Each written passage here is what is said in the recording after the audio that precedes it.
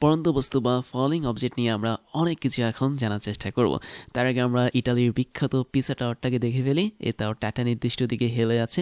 আমরা যদি এই টাওয়ারের একটা উপরের স্থান থেকে হুট করে কোনো একটা পাথরকে নিচে ফেলার চেষ্টা করি, তাহলে সেটা একটা পড়ন্ত বস্তু হিসেবে কাজ করবে। এবং তোমাকে যে পাথরই ফেলতে হবে তা না, তুমি চাইলে একটা পালককেও ফেলতে পারো। যেটাই ফেলো না কেন সেটা হচ্ছে পড়ন্ত বস্তু হিসেবে কাউন্ট করা হবে। তাহলে দেখো তো, আমরা এই পিসা টাওয়ারের ঠিক এই টার্মিনালে বা এই প্রান্তে একটা নির্দিষ্ট কি বলবো অবস্থান থেকে পাথর অথবা পালককে ফেলতে পারি। যেক্ষেত্রে আমাদের পাথরের ভরটা কি অনেক বেশি এবং পালকের ভরটা কিন্তু অনেক কম। যেখানে M1 হচ্ছে আমাদের পাথর এবং M2 হচ্ছে কি আমাদের পালক। এবং তুমি যে এটাকে ফেললে তোমার ইউ বা আদিবেগটা তুমি 0 মিটার পার সেকেন্ড ধরে নিতে পারো। তাহলে তুমি একদম শূন্য বেগ নিয়ে বা স্থির অবস্থা থেকে একটা বস্তুকে ফেলতে পারো, সেটাও পড়ন্ত বস্তু হবে।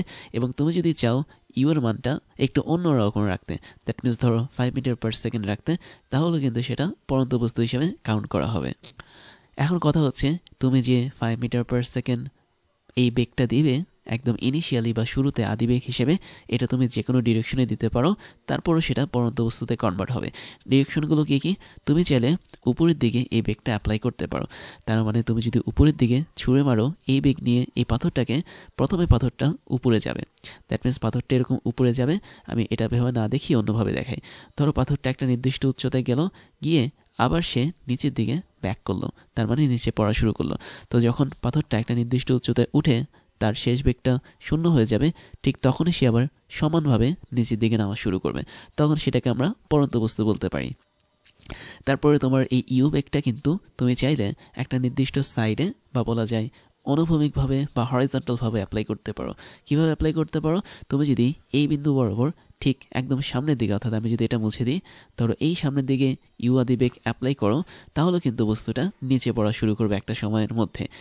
বিষয়টা কীরকম? যদি তোমরা এই অ্যানিমেশনটা দেখো তাহলে দেখতে পাচ্ছ একদম প্রথম অবস্থানে আমরা বস্তুর মধ্যে কোনো বেগ অ্যাপ্লাই করিনি, তাকে জাস্ট স্থির অবস্থা থেকে ছেড়ে দিয়েছি, সে নিচে পড়া শুরু করেছে। তাহলে এটাও পড়ন্ত বস্তু শর্ত। আবার তুমি যদি একটা নির্দিষ্ট আদিবেগ u is equal to 5 metre per second যদি ইউজ করো এবং সেটা যদি আনুভূমিক বরাবর কাজ করে বা হরিজন্টাল বরাবর কাজ করে, তারপরে কিন্তু আমাদের বস্তুটা কী হবে? নিচে পড়া শুরু করবে। তাহলে আমরা এই দুইটা কন্ডিশন দেখলাম যেখানে আমরা ইউ আদিবেগ অ্যাপ্লাই করতে পারি। একটা হচ্ছে উপরের দিক বরাবর অ্যাপ্লাই করতে পারি, আর একটা হচ্ছে অনুভূমিক বরাবর অ্যাপ্লাই করতে পারি। এখন যদি আমি নিচের দিক বরাবর অ্যাপ্লাই করি তখন কী করবে? দ্যাট মিনস আমি যদি একদম শুরুতে ঠিক নিচের দিক বরাবর U is equal to 5 metre per second apply করি, তখনও কিন্তু আমাদের বস্তুটা নিচের দিকে পড়া শুরু করবে বা বস্তুটা পড়ন্ত বস্তু হিসেবে কাউন্ট হবে। তাহলে আমরা এখানে টোটাল 4টা কন্ডিশন পেলাম কোনো একটা বস্তুকে পড়ন্ত বস্তু বানানোর জন্য। একদম প্রথম কন্ডিশনটা হচ্ছে কি, আমাদের ইউ যেটা সেটা শূন্য রাখা যাবে এবং ইউ এর কোনো দিক থাকবে না, কোনো মান থাকবে না। দ্যাট মিনস স্থির অবস্থা থেকে আমরা বস্তুকে ছাড়তে পারবো। আরেকটা কন্ডিশন ছিল কি, ইউ এই আদিবেগটা উপরের দিকে কাজ করতে পারে, দ্যাট মিনস একদম আকাশের দিক বরাবর। ইউ আদিবেগটা সামনের দিকে কাজ করতে পারে অথবা পেছনের দিকেও কাজ করতে পারে, অর্থাৎ ডানে বামে যে কোনো দিকে কাজ করতে পারে। আর আরেকটা কন্ডিশন হচ্ছে কি, ইউ আদিবেগটা একদম নিচে মাটির দিক বা ভূমি বরাবর কাজ করতে পারে। তো এই 4টা কন্ডিশনে আমাদের অবশ্যই কোনো একটা বস্তু পড়ন্ত বস্তু হিসেবে কাউন্ট করা যাবে। এখন এই পড়ন্ত বস্তুর জন্য আমাদের একটা স্পেসিফিক ত্বরণ কাজ করে, যেটাকে আমরা সবাই চিনি, তা হচ্ছে অভিকর্ষ ত্বরণ বা জি। এবং এই ত্বরণটা অল টাইম নিচের দিক বরাবর কাজ করবে, এটা কখনোই উপরের দিক বা আনুভূমিক বরাবর কাজ করবে না। তার মানে একটা বস্তু তুমি ছেড়ে দাও না কেন, তার মধ্যে অবশ্যই নিচের দিক বরাবর যে ত্বরণটা কাজ করবে ওটা হচ্ছে কি, অভিকর্ষ ত্বরণ। এবং এই যে পড়ন্ত বস্তু সম্পর্কে আমরা অনেক ধরনের তথ্য পেলাম, এই তথ্যগুলো থেকে বিভিন্ন সূত্র বানিয়েছেন একজন বিজ্ঞানী, তার নাম হচ্ছে গ্যালিলিও গ্যালিলি। তো তোমরা ছবিতে দেখতে পাচ্ছ গ্যালিলিও গ্যালিলি সাহেব, তিনি পড়ন্ত বস্তুর বিখ্যাত 3টা সূত্র বানিয়েছেন। এবং আমি যদি তোমাদেরকে সূত্রগুলো এক্সপ্লেনেশন দিই, তাহলে একদম শুরুতে একটা অ্যানিমেশন চলো দেখে ফেলি। খেয়াল করো, এখানে আমরা একটা ভারী বস্তু এবং একটা পাতলা বস্তু মানে হচ্ছে কিছু পালককে একসাথে কোনো একটা নির্দিষ্ট উচ্চতা থেকে ছেড়ে দিলাম। তখন যেটা হলো সেটা হচ্ছে, ভারী যে বস্তুটা আছে সেটা রেড কালারের বা লাল কালারের, এবং হালকা যে বস্তুটা আছে দ্যাট মিনস পালক, এটা হচ্ছে হোয়াইট কালারের। এরা একই সাথে নিচে নামছে। এটা কি বাস্তবে সম্ভব? বাস্তবে কিন্তু সম্ভব না। কেননা তুমি যদি একটা অনেক উঁচু ভবন থেকে একই সাথে পাথর এবং পালক ছুঁড়ে মারো, তাহলে তুমি দেখবে কি যে পালকটা বাতাসে ভেসে বেড়াচ্ছে আর পাথরটা নিচে পড়ে গেছে। এর একটাই রিজন হচ্ছে, আমাদের পৃথিবীতে অনেক বেশি পরিমাণ বাতাস থাকে এবং বাতাসের ঘনত্ব অনেক বেশি থাকে। তো যখন কোনো একটা বস্তু নিচে পড়া শুরু করে, তখন তার মধ্যে ঠিক উপরের দিকে বিপরীত একটা প্রেশার বা বলা যায় বিপরীত একটা ফোর্স অ্যাপ্লাই করে আমাদের বাতাস বা এয়ার। আর তুমি যখন এই পরীক্ষাটা কোনো একটা ভ্যাকিউমে করবে, দ্যাট মিনস বায়ুশূন্য স্থানে করবে, তখন কিন্তু বলতে পারি ঠিক এই ঘটনাটা ঘটবে। That means VACCUM, vacuum. তো ভ্যাকিউমের মধ্যে কি হয়? ভ্যাকিউমের মধ্যে কোনো বাতাস থাকে না, কোনো বাতাসের বাধা থাকে না। সেই ক্ষেত্রে এই পাথরটা এবং পালকটা কোনো পরিমাণ বাধা পায় না, তাই তারা মুক্তভাবে একদম পড়ন্ত বস্তুর মতো করে একই সময় ভূমিতে এসে পড়ে। তা আমরা এখানে যে পরীক্ষাটা দেখিয়েছি সেই পরীক্ষাটা টোটালি বায়ুশূন্য স্থানে করা হয়েছে বা এমন একটা জায়গায় করা হয়েছে যেখানে এক্সট্রা কোনো প্রেশার ছিল না। কেননা বাতাস তোমাকে বাধা দিবে, বাতাস তোমাকে ঘর্ষণ বল তৈরি করাবে, ফ্রিকশন তৈরি করাবে, অনেক ধরনের ঝামেলা করবে। তাই আমরা এই ধরনের সিস্টেমটা শুধুমাত্র বায়ুশূন্য স্থানেই করতে পারি, এবং এটাই হচ্ছে আমাদের গ্যালিলিও সাহেবের প্রথম সূত্র। তো ওনার প্রথম সূত্রটা ছিল এরকম। আবার আমরা সেই ইটালির পিসা টাওয়ারটা দেখতে পাচ্ছি। ওনার প্রথম সূত্র অনুসারে ছিল কি, আমি যদি একই উচ্চতা থেকে বা একই লেভেল থেকে দুইটা ভিন্ন আয়তনের, ভিন্ন ভরের, ভিন্ন ঘনত্বের, তাহলে কি কি জিনিস ডিফারেন্ট থাকবে? আমাদের ধরো পাথরের ভর হচ্ছে M1, পালকের ভর হচ্ছে M2। পাথরের ঘনত্ব ধরো D1, পালকের ঘনত্ব হচ্ছে D2। পাথরের ধরো হচ্ছে আয়তন V1, পালকের আয়তনটা ধরো হচ্ছে V2। তার মানে ভিন্ন ভিন্ন ভর, ভিন্ন ভিন্ন ঘনত্ব এবং ভিন্ন আয়তনের ভিন্ন ভিন্ন বস্তুগুলোকে যদি আমি একই লেভেল, দ্যাট মিনস সেম উচ্চতা থেকে ফেলে দিই, তাহলে তারা একই সময় ভূমিতে এসে পড়বে।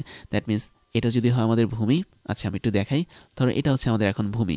তো এই ভূমিতে একই সময় তারা এসে পড়বে যদি আমাদের বাতাসের কোনো বাধা না থাকে বা এক্সট্রা কোনো বল যদি তাদের উপর কাজ না করে। এবং সেই ক্ষেত্রে অবশ্যই তাদের মধ্যে যেই এক্সট্রা একটা বল কাজ করবে সেটা হচ্ছে অভিকর্ষজ বল, এবং তার জন্য যে ত্বরণটা কাজ করবে সেটা হচ্ছে অভিকর্ষজ ত্বরণ। এবং মজার বিষয় হচ্ছে কি, তুমি যদি এটাকে পৃথিবীর কোনো একটা সারফেস ধরে নাও, তাহলে তুমি জানো যে পৃথিবীর একদম সারফেস থেকে শুরু করে কেন্দ্র পর্যন্ত যে দূরত্বটা আছে সেটা হচ্ছে পৃথিবীর ব্যাসার্ধ। এবং তুমি ধরে নাও কোনো একটা বস্তুকে এরকম একটা বিল্ডিংয়ের উপর থেকে ছেড়ে দিয়েছো। আমি জাস্ট খুব চিকনভাবে এই বিল্ডিংটাকে দেখাচ্ছি।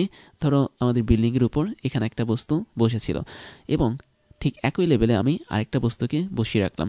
তো এই দুটো বস্তুকে আমি যখন ছেড়ে দিব, তখন তারা কিন্তু নিচের দিকে যাত্রা শুরু করবে। আচ্ছা আমি জিনিসটা তোমাদেরকে একটু সহজে বুঝিয়ে দিচ্ছি, অর্থাৎ বিল্ডিংটা আমি একটু এঁকে ফেলি। ধরো এটা হচ্ছে পৃথিবীর উপর কোনো একটা বিল্ডিং, এবং বিল্ডিংটা হচ্ছে মোটামুটি 3D আকারের বিল্ডিং, অনেকটা এরকম দেখতে আর কি।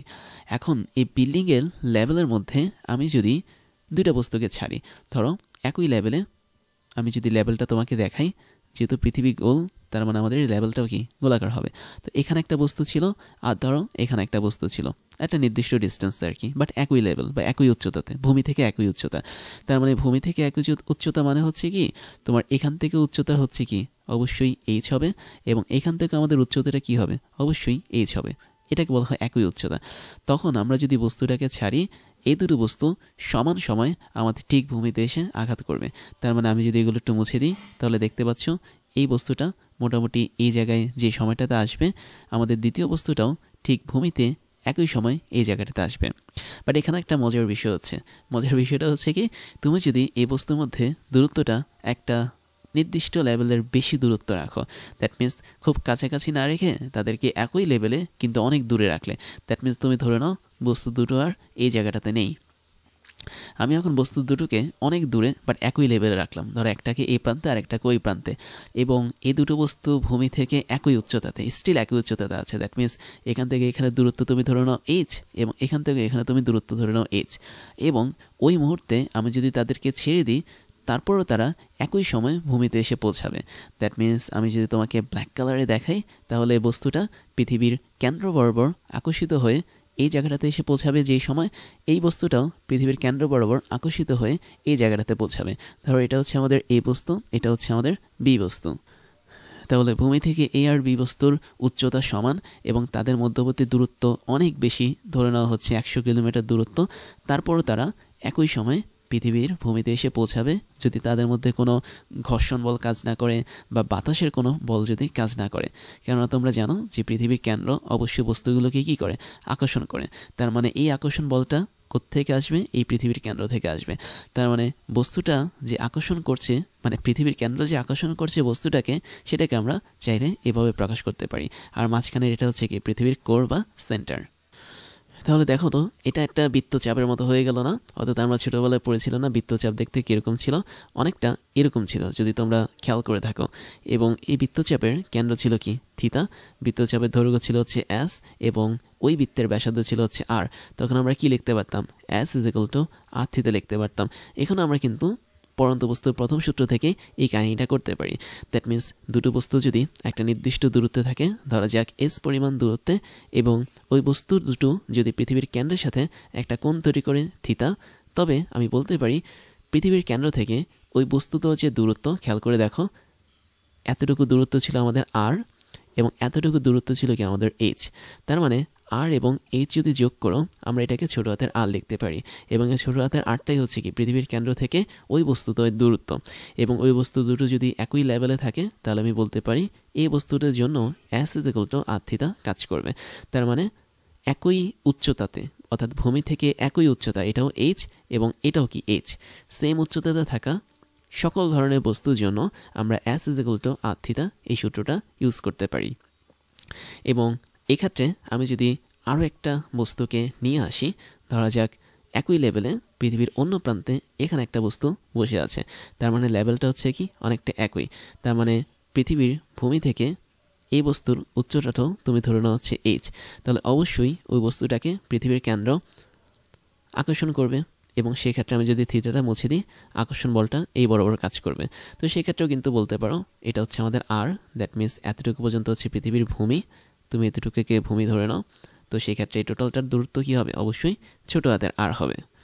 এবং এখানেও তুমি কিন্তু চাইলে এতটুকু দূরত্বকে আরেকটা এস ধরতে পারো। তো সেক্ষেত্রে S is equal to R theta এটা কাজ করবে। তার মানে আমরা বলতে পারি যে পরন্ত বস্তু সূত্রের যে প্রথম সূত্রটা আছে সেটা এটাই মিন করে যে একই লেভেল বা একই উচ্চতা থেকে আমি যে কোনো আয়তন, যে কোনো ঘনত্ব, যে কোনো ভরের যে কোনো ধরনের বস্তু ছেড়ে দিই না কেন তারা একই সময় ভূমিতে এসে পৌঁছাবে। আর যদি পৃথিবীর এই ভূমিটা না থাকতো, অর্থাৎ ভূমির জায়গায় যদি কোনো গর্ত থাকতো, তাহলে একই সময় তারা কিন্তু ঠিক পৃথিবীর কেন্দ্রের মধ্যে এসে পৌঁছাতো। তারপরে আরেকটা বিষয় ধরে দিই, যেটা হচ্ছে এরকম, ধরো এটা হচ্ছে পৃথিবীর সারফেস। আচ্ছা আমি একটু এখানে আঁকি, এই হচ্ছে আমাদের পৃথিবীর সারফেস গোলাকার। এখন তুমি করলে কি যে তুমি একদম সমতলে দুইটা বস্তু পাশাপাশি এখানে একটা নির্দিষ্ট দূরত্বে রাখলে, দ্যাট মিনস এটা হচ্ছে এ বস্তু, এটা হচ্ছে বি বস্তু, আর মাঝখানে এটা হচ্ছে ধরো পৃথিবীর কেন্দ্র বা সেন্টার সি। তার মানে প্রথম বস্তুটাকে অবশ্যই পৃথিবীর কেন্দ্র আকর্ষণ করবে ঠিক এই লাইন বরাবর, আমি জাস্ট একটু আঁকি। আর দ্বিতীয় বস্তুটাকেও কী করবে? পৃথিবীর সেন্টার বা কেন্দ্র আকর্ষণ করবে ঠিক এই লাইনটা বরাবর। আচ্ছা আমি এখানে মুছে দিয়েছি, সমস্যা নেই, আমি আবার আঁকবো। তো এই হচ্ছে আমাদের বি নম্বর বস্তুটাকে পৃথিবীর কেন্দ্র বা সি আকর্ষণ করছে ঠিক এই লাইন বরাবর। এবং পৃথিবীর সারফেস যেটা, সেটা হচ্ছে আমি এইভাবে আঁকলাম, না এইভাবে না, আমি এইভাবে আঁকলাম আর কি। এই হচ্ছে ধরো আমাদের পৃথিবীর সারফেস। এখন মজার বিষয় হচ্ছে কি, পৃথিবীর সারফেসের সাপেক্ষে কিন্তু এই বস্তু দুটোর উচ্চতা সেম না। তোমরা যদি একটু ভালোভাবে লক্ষ্য করে দেখো তাহলে এখান থেকে এখানের উচ্চতাটা যা, এখান থেকে এখানের উচ্চতা কিন্তু তা হবে না। অর্থাৎ এই দুটো বস্তু একদম সরলরেখা বরাবর আছে, কিন্তু পৃথিবীর সারফেস থেকে তাদের দূরত্বটা কিন্তু কখনোই সমান না। কেননা এখানে বিষয়টা এরকম যে তুমি যদি এখানে একটা সরলরেখা টানো, তুমি দেখবে এই সরলরেখা বরাবর বস্তু দুটো বসে আছে। কিন্তু আমরা তো জানি যে পৃথিবীর চারপাশে যখন বস্তুগুলো একই লেভেলে থাকে বা ভূপৃষ্ঠ থেকে যখন একই উচ্চতাতে থাকবে, তখন তাদের মাঝে আসলে এরকম একটা বৃত্তাকার কক্ষপথের মতো কাহিনী ঘটবে। দ্যাট মিনস তুমি যদি উপরে এই কক্ষপথটা দেখো, এটা কিন্তু অনেকটা একই লেভেলকে নির্দেশ করে। তার মানে এটা আমাদের সেম লেভেল নির্দেশ করবে। কখনোই এটার বাইরে যদি অন্য কোনো লাইনে বস্তু থাকে তাহলে সেটা কিন্তু সেম লেভেল নির্দেশ করবে না। তো আমি যদি তোমাকে বলি যে এ আর বি এরা আসলে এই কি বলবো কক্ষপথ বা সেম লেভেল মেনটেন করছে না, তারা সিম্পলি সরলরেখার মাধ্যমে একে অপরের সাথে যুক্ত আছে, তাই আমি বলতে পারি এরা কখনোই একই সময়ে পৃথিবীতে ফিরে আসবে না। তো বিষয়টা যদি তোমরা না বুঝতে পারো, আমি এই বস্তুটাকে এখানে রাখছি, বি বস্তুটাকে এখানে রাখছি। তো এখন আশা করি তোমরা ধরতে পারছো আসলে কাহিনীটা কী করছে। দেখো এ আর বি একদম সরলরেখা বরাবর আছে, দ্যাট মিনস এ আর বি একদম সরলরেখা বরাবর লেভেলে আছে। বাট পৃথিবীর চারপাশে যেই সেম লেভেলের কথা আমি বলছি বা একই লেভেল বা একই উচ্চতার কথা বলছি, সেটা আসলে এই লাইনকে নির্দেশ করে। তার মানে এই বস্তুটা যেহেতু এই সেম লেভেলের উপর কোথাও নাই, তার মানে এই বস্তু আর বি বস্তু কখনোই একই সময়ে পৃথিবীতে নেমে আসবে না, যদিও তারা সরলরেখা বরাবর একই লেভেলে থাকে। তার মানে আমি যদি তোমাকে একটু এঁকে দেখাই, ধরা যাক হচ্ছে এই বস্তুটাকে পৃথিবীর কেন্দ্র এই বরাবর আকর্ষণ করছে এবং বি বস্তুটাকেও পৃথিবীর কেন্দ্র এই বরাবর আকর্ষণ করছে, এবং সেক্ষেত্রে আমরা দেখতে পাচ্ছি এই দুটো বস্তু যেহেতু সেম লেভেলে নাই, যদিও তারা একই সরলরেখায় আছে বাট একই লেভেলে নাই, পৃথিবীর কি বলে এটাকে গ্র্যাভিটেশনাল ফিল্ড বা বলা যায় মহাকর্ষ ক্ষেত্রের লেভেলে নাই, তাই তারা কখনোই একই সময় কিন্তু পৃথিবীতে নেমে আসবে না। তো এই বিষয়গুলো তোমাকে বুঝতে হবে।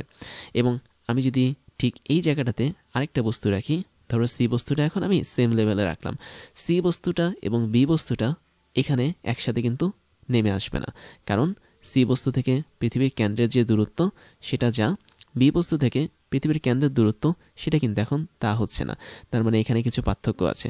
তাই তুমি বলতে পারো সি থেকে সি, আচ্ছা আমি এটাকে সি প্রাইম ধরলাম না, আমি এটাকে ডি ধরি, তাহলে ডি বস্তু থেকে পৃথিবীর কেন্দ্রের যে দূরত্ব সেটাকে ধরে নেওয়া হচ্ছে এইচ, বি বস্তু থেকে পৃথিবীর কেন্দ্রের যে দূরত্ব সেটাকে ধরে নাও H1, এবং এ বস্তু থেকে পৃথিবীর কেন্দ্রের যে দূরত্ব সেটাকে ধরে নেওয়া হচ্ছে H2। তো এখানে তুমি দেখতে পাচ্ছ H1 is not equal H is not equal H2। তার মানে আমরা যখন এই তিনটা বস্তুকে একই লেভেলে ছাড়বো, দ্যাট মিনস একই সরলরেখা বরাবর কিন্তু এই তিনটা বস্তু এখন আছে। তুমি যদি একটু খেয়াল করো এ ডি বি এরা তিনজনই কিন্তু একই সরলরেখার উপর আছে, কিন্তু তারা পৃথিবীর মহাকর্ষ ক্ষেত্রের একই লেভেলে থাকছে না বলে এবং পৃথিবীর কেন্দ্র থেকে তাদের উচ্চতাগুলো একই রকম হচ্ছে না বলে তাদেরকে ছেড়ে দিলে তারা কখনোই একই সময় কিন্তু পৃথিবীতে পৌঁছাবে না। তাহলে বিষয়টা তোমাদেরকে ক্লিয়ার রাখতে হবে যে একই সরলরেখা বরাবর যতই থাকুক না কেন অনেকগুলো বস্তু, তারা যদি পৃথিবীর মহাকর্ষ ক্ষেত্রের একই লেভেলে না থাকে তাহলে কখনোই তাদেরকে ছাড়লে তারা সেম সময় ভূমিতে এসে পৌঁছাবে না। তাই তোমরা যদি এই বস্তুটাকে জাস্ট এই জায়গাটাতে নিয়ে আসতে, বি বস্তুটাকে জাস্ট ধরে যদি এই জায়গাটাতে নিয়ে আসতে এবং ডি বস্তু যদি আগের মতো এই জায়গায় থাকতো, তখন আমি বলতে পারতাম এ ডি এবং বি তিনটা বস্তু একই সময় ছেড়ে দিলে পৃথিবীর ভূমিতে এসে পৌঁছাবে, যদি সেখানে কোনো এয়ার না থাকে। That means no air, no friction, মানে কোনো ঘর্ষণ না থাকবে, কোনো এক্সট্রা কোনো বল না থাকবে, তখন এই ঘটনাটা ঘটবে। আর বেসিক্যালি আরেকটা বিষয় মনে রাখতে হবে, জি এর যে মানটা এটা প্রথম সূত্র অনুসারে অবশ্যই কনস্ট্যান্ট থাকতে হবে। তার মানে বিষয়টা এরকম, কনস্ট্যান্ট মানে হচ্ছে কি ধ্রুবক বা যার মানটা পরিবর্তন হয় না। তাহলে বিষয়টা এরকম, আমি যদি বলি একদম প্রথম ছবির দিকে বলি বা এই পিসা টাওয়ারের কথা যদি বলি, আমাদের যে লেভেল থেকে আমরা বস্তুটাকে ছুঁড়েছি বা ছেড়ে দিয়েছি, এখানে আমাদের জি এর মান যা থাকবে এই জায়গাটাতে আমাদের জি এর মানটা তাই থাকবে, এই উচ্চতাতে জি এর মান তাই থাকবে এবং এই উচ্চতাতে আমাদের জি এর মানটা তাই থাকবে, এবং ভূমিতে যখন যাবে বস্তুটা তখন আমাদের জি এর মান একই থাকতে হবে। তাই মহাকর্ষ মানে অভিকর্ষ ত্বরণ যদি কখনো চেঞ্জ হয় তখন কিন্তু এই প্রথম সূত্র ভায়োলেট করবে বা প্রথম সূত্র কাজ করবে না। তার মানে প্রথম সূত্র কাজ করার মেইন যেই শর্ত সেটা হচ্ছে অবশ্যই অভিকর্ষ ত্বরণ যেটা, এটার মানটা কনস্ট্যান্ট থাকতে হবে বা প্রত্যেকটা পয়েন্টে এটার মান সেম থাকতে হবে। তারপর যেটা দেখবো সেটা হচ্ছে পরন্ত বস্তুর দ্বিতীয় সূত্র। এখানেও আসলে একই কাহিনী দেখতে পাচ্ছ, একটা পিসা টাওয়ার দেওয়া আছে এবং আমরা এই পয়েন্ট থেকে একটা বস্তুকে নিচে ফেলছি এবং অবশ্যই জি এর মানটা কনস্ট্যান্ট থাকবে বা অভিকর্ষ ত্বরণটা কনস্ট্যান্ট থাকবে। দ্বিতীয় সূত্র যেটা বলে সেটা হচ্ছে আমরা যদি বাধাহীনভাবে অনেকগুলো বস্তুকে অথবা দুইটা বস্তুকে একটা নির্দিষ্ট উচ্চতা বা লেভেল থেকে যদি ফেলি, তাহলে তার প্রতি মুহূর্তে যে সময়টা আছে সময়টা হচ্ছে তার বেগের সমানুপাতিক হবে। মানে বিষয়টা এরকম যে তুমি ধরো যেটা মুছে দিচ্ছি, এখানে একদম যেই অবস্থা থেকে আমরা বস্তুটাকে ফেলেছি সেখানে কিন্তু আমরা দেখতে পাচ্ছি আদি বেগটা শূন্য থাকছে এবং একই সাথে আমাদের আদি সময়টা কি শূন্য। তার মানে শূন্য মানে হচ্ছে কি আমরা এখনও কোনো একটা বস্তুকে ফেলে দিচ্ছি না। যে আমি ফেলা শুরু করব আস্তে আস্তে কি হবে, সময় বাড়তে থাকবে। তো সময় কিভাবে বাড়বে, ধরো এতটুকু যেতে তার সময় লাগলো হচ্ছে 1 সেকেন্ড, তারপরে এতটুকু যেতে তার সময় লাগলো হচ্ছে ধরো 2 সেকেন্ড এবং এই লেভেল আসতে তার সময় লাগলো ধরো হচ্ছে 3 সেকেন্ড। তার মানে সময় যখন আস্তে আস্তে বাড়ছে, সময়ের সাথে সাথে একই হারে আমাদের বেগের মানটাও বাড়তে থাকবে এবং এই বেগটা হচ্ছে নিচের দিকে পড়ার বেগ। দ্যাট মিনস একদম শুরুতে বেগের মান ছিল 0, যখন সময় 1 সেকেন্ড হয়েছে তখন বেগের মানটা ধরা যাক 1 গুণ হয়েছে, দ্যাট মিনস বেগটা হয়েছে ধরা যাক ইউ। সময় যখন 2 সেকেন্ড হয়েছে তখন ধরা যাক বেগের মানটা দ্বিগুণ হয়েছে। সময় যখন 3 সেকেন্ড হয়েছে তখন ধরা যাক বেগের মানটা 3 গুণ হয়েছে। তার মানে টি ইজ ইকুয়াল টু 1 সেকেন্ড সময় বেগ যদি হয় ইউ, তাহলে 2 সেকেন্ড সময় বেগ হবে 2u, 3 সেকেন্ড সময় বেগ হবে 3u। তাহলে এখানে ইউ বলতে আমরা যে কোনো মানকে বুঝবো, বাট মেইন বিষয়টা হচ্ছে কি সময়ের পরিবর্তনের সাথে সাথে বেগের যে পরিবর্তনটা হচ্ছে সেটা আসলে সমানুপাতিক হারে হচ্ছে। তাহলে আমরা এখানে লিখতে পারি না যে ভি যদি হয় কোনো একটা পড়ন্ত বস্তুর বেগ এবং টি যদি হয় প্রতি মুহূর্তের সময়, তার মানে ভি সমানুপাতিক টি হচ্ছে কি আমাদের এখানে এক্সের সম্পর্ক। তাই যদি হয় আমরা এটাকে ইচ্ছে করলে এভাবে লিখতে পারি, অর্থাৎ তুমি ধরে নাও একটা পড়ন্ত বস্তুর বিভিন্ন জায়গায় বিভিন্ন ধরনের সময় থাকে। ধরা যাক T1 সময় থাকতে পারে, T2 সময় থাকতে পারে, T3 সময় থাকতে পারে, এবং প্রত্যেকটা সময়ের জন্য আমি ধরে নিলাম বেগের মান হচ্ছে V1, V2, V3। তখন কিন্তু আমরা সূত্রটা কীভাবে লিখতে পারি, that means V1 by V2 is equal to T1 by T2, এভাবে লেখা যায়। অথবা আমরা লিখতে পারি V2 ভাগ হচ্ছে V3 is equal two T2 ভাগ হচ্ছে T3। তার মানে কোনো একটা পড়ন্ত বস্তুর নির্দিষ্ট সময়ে যে বেগটা থাকে ওই বেগটা হচ্ছে ওই সময় সমানুপাতিক। এখন আমরা এটাকে আরেকটু মডিফাই করতে পারি। তুমি যদি এই সূত্রের দিকে তাকাও, এটাকে আমরা ইচ্ছে করলে এভাবে লিখতে পারি, ভি ইজ ইকুয়াল টু একটা সমানুপাতিক ধ্রুবক, that means k into t, এভাবে আমরা লিখতে পারি। ফাইনালি আমরা কি করতে পারি, v divide by t is equal to k দিতে পারি। V divide by t is equal to k, যেখানে কে এর মানটা হচ্ছে কি একটা কনস্ট্যান্ট বা ধ্রুবক যদি হয় যার মান কখনোই চেঞ্জ হবে না, তখন এই সম্পর্কটাকে আমরা এভাবে লিখতে পারি, V1 ডিভাইড বাই T1। ধরা যাক T1 সময় বেগ যদি V1 হয় এর মান যা হবে, T2 সময় বেগ যদি V2 হয় তাদের ভাগফল তাই হবে, এবং T3 সময় যদি আমাদের বেগের মান V3 হয় তাদের ভাগফলটাই তাই হবে। তার মানে এটা যদি আমি ডট ডট দিয়ে অনেকগুলো দেখাই, ধরা যাক n-তম সময়ের জন্য বেগ যদি Vn হয় তাহলে প্রত্যেকটার ক্ষেত্রে তাদের ভাগফলটা কি হবে, অবশ্যই সমান হবে। তার মানে এটাও কি একটা ফর্মুলা হিসেবে আমরা ইউজ করতে পারি। তো এবার একটু বাস্তব উদাহরণ দিই। তুমি ধরে নাও টি ইজ ইকুয়াল টু 1 সেকেন্ড সময় আমাদের এখানে বেগ হয়েছে কত ধরবো, বেগ হয়েছে ধরো 7 মিটার পার সেকেন্ড। তার মানে আমি যদি বলি যে 1 সেকেন্ড সময় আমাদের পড়ন্ত কোনো একটা বস্তুর বেগ বেড়ে হয়েছে 7 মিটার পার সেকেন্ড, যেখানে একদম ইনিশিয়ালে ছিল 0 মিটার পার সেকেন্ড। তাহলে আমি বলতে পারি না T is equal to 2 second সময় তার বেগটা হবে কত, অবশ্যই 2 into 7, that means 14 metre per second. এবং একইভাবে 3 সেকেন্ড সময় তার বেগটা হবে কত, 3 গুণন 7, that means 21 metre per second. তাহলে দেখতে পাচ্ছি সময় বাড়ার সাথে সাথে তার বেগটা কি হচ্ছে, বাড়ছে, এবং এই বেগের মানটা কিন্তু সমানুপাতিক হারে বাড়ে। এখন তুমি যদি এটার একটা গ্রাফ আঁকার চেষ্টা করো, দ্যাট মিনস তুমি যদি ভি সমানুপাতিক টি এই গ্রাফটা আঁকার চেষ্টা করো, তাহলে সেটা অবশ্যই একটা লিনিয়ার গ্রাফ হবে বা সরলরৈখিক গ্রাফ হবে। কীরকম, তুমি দেখতে পাচ্ছ সময় হচ্ছে এখানে ইন্ডিপেন্ডেন্ট ভ্যারিয়েবল বা একদম স্বাধীন চলক, তাই এটাকে আমরা এক্স অক্ষ বরাবর বসাই, এবং ভি বা বেগটা হচ্ছে কি অধীন চলক বা ডিপেন্ডেন্ট ভ্যারিয়েবল, এটাকে আমরা ওই অক্ষ বরাবর বসাই। তাহলে ভি সমানুপাতিক টি এর যে গ্রাফ সেটা হচ্ছে টি এর মান যখন বাড়াবো ভি এর মানটা বাড়বে, টি এর মান যখন কমাবো ভি এর মানটা আরও কমবে। তো এই ধরনের গ্রাফটা তখন মূলবিন্দুগামী সরলরেখা হিসেবে কাজ করবে, এবং এই ধরনের গ্রাফ তোমরা অনেক দেখে এসেছো, যেখানে আমি দেখতে পাচ্ছি যে প্রতি মুহূর্তে আমরা যখন সময় বাড়াবো তখন বেগের মানটা কি আলটিমেটলি বাড়তে থাকবে। এবং খেয়াল করে দেখো তো সময়ের সাথে সাথে যখন বেগটা বাড়ে তখন সেটাকে কি বলে, অবশ্যই ত্বরণ বলে। তার মানে এই পড়ন্ত বস্তুর মধ্যে একটা জিনিস কাজ করে, সেটা হচ্ছে ত্বরণ কাজ করে। আর ত্বরণ যেখানে কাজ করে সেখানে কিন্তু সমবেগ কাজ করতে পারে না। তার মানে আমি বলতে পারি আমাদের যে ভিটা আছে এই ভির পরিচয়টা হচ্ছে কি, এটা কখনোই সমবেগ না, এটা হচ্ছে এমন একটা বেগ যার মান একটা নির্দিষ্ট সময় পর পর বাড়ে।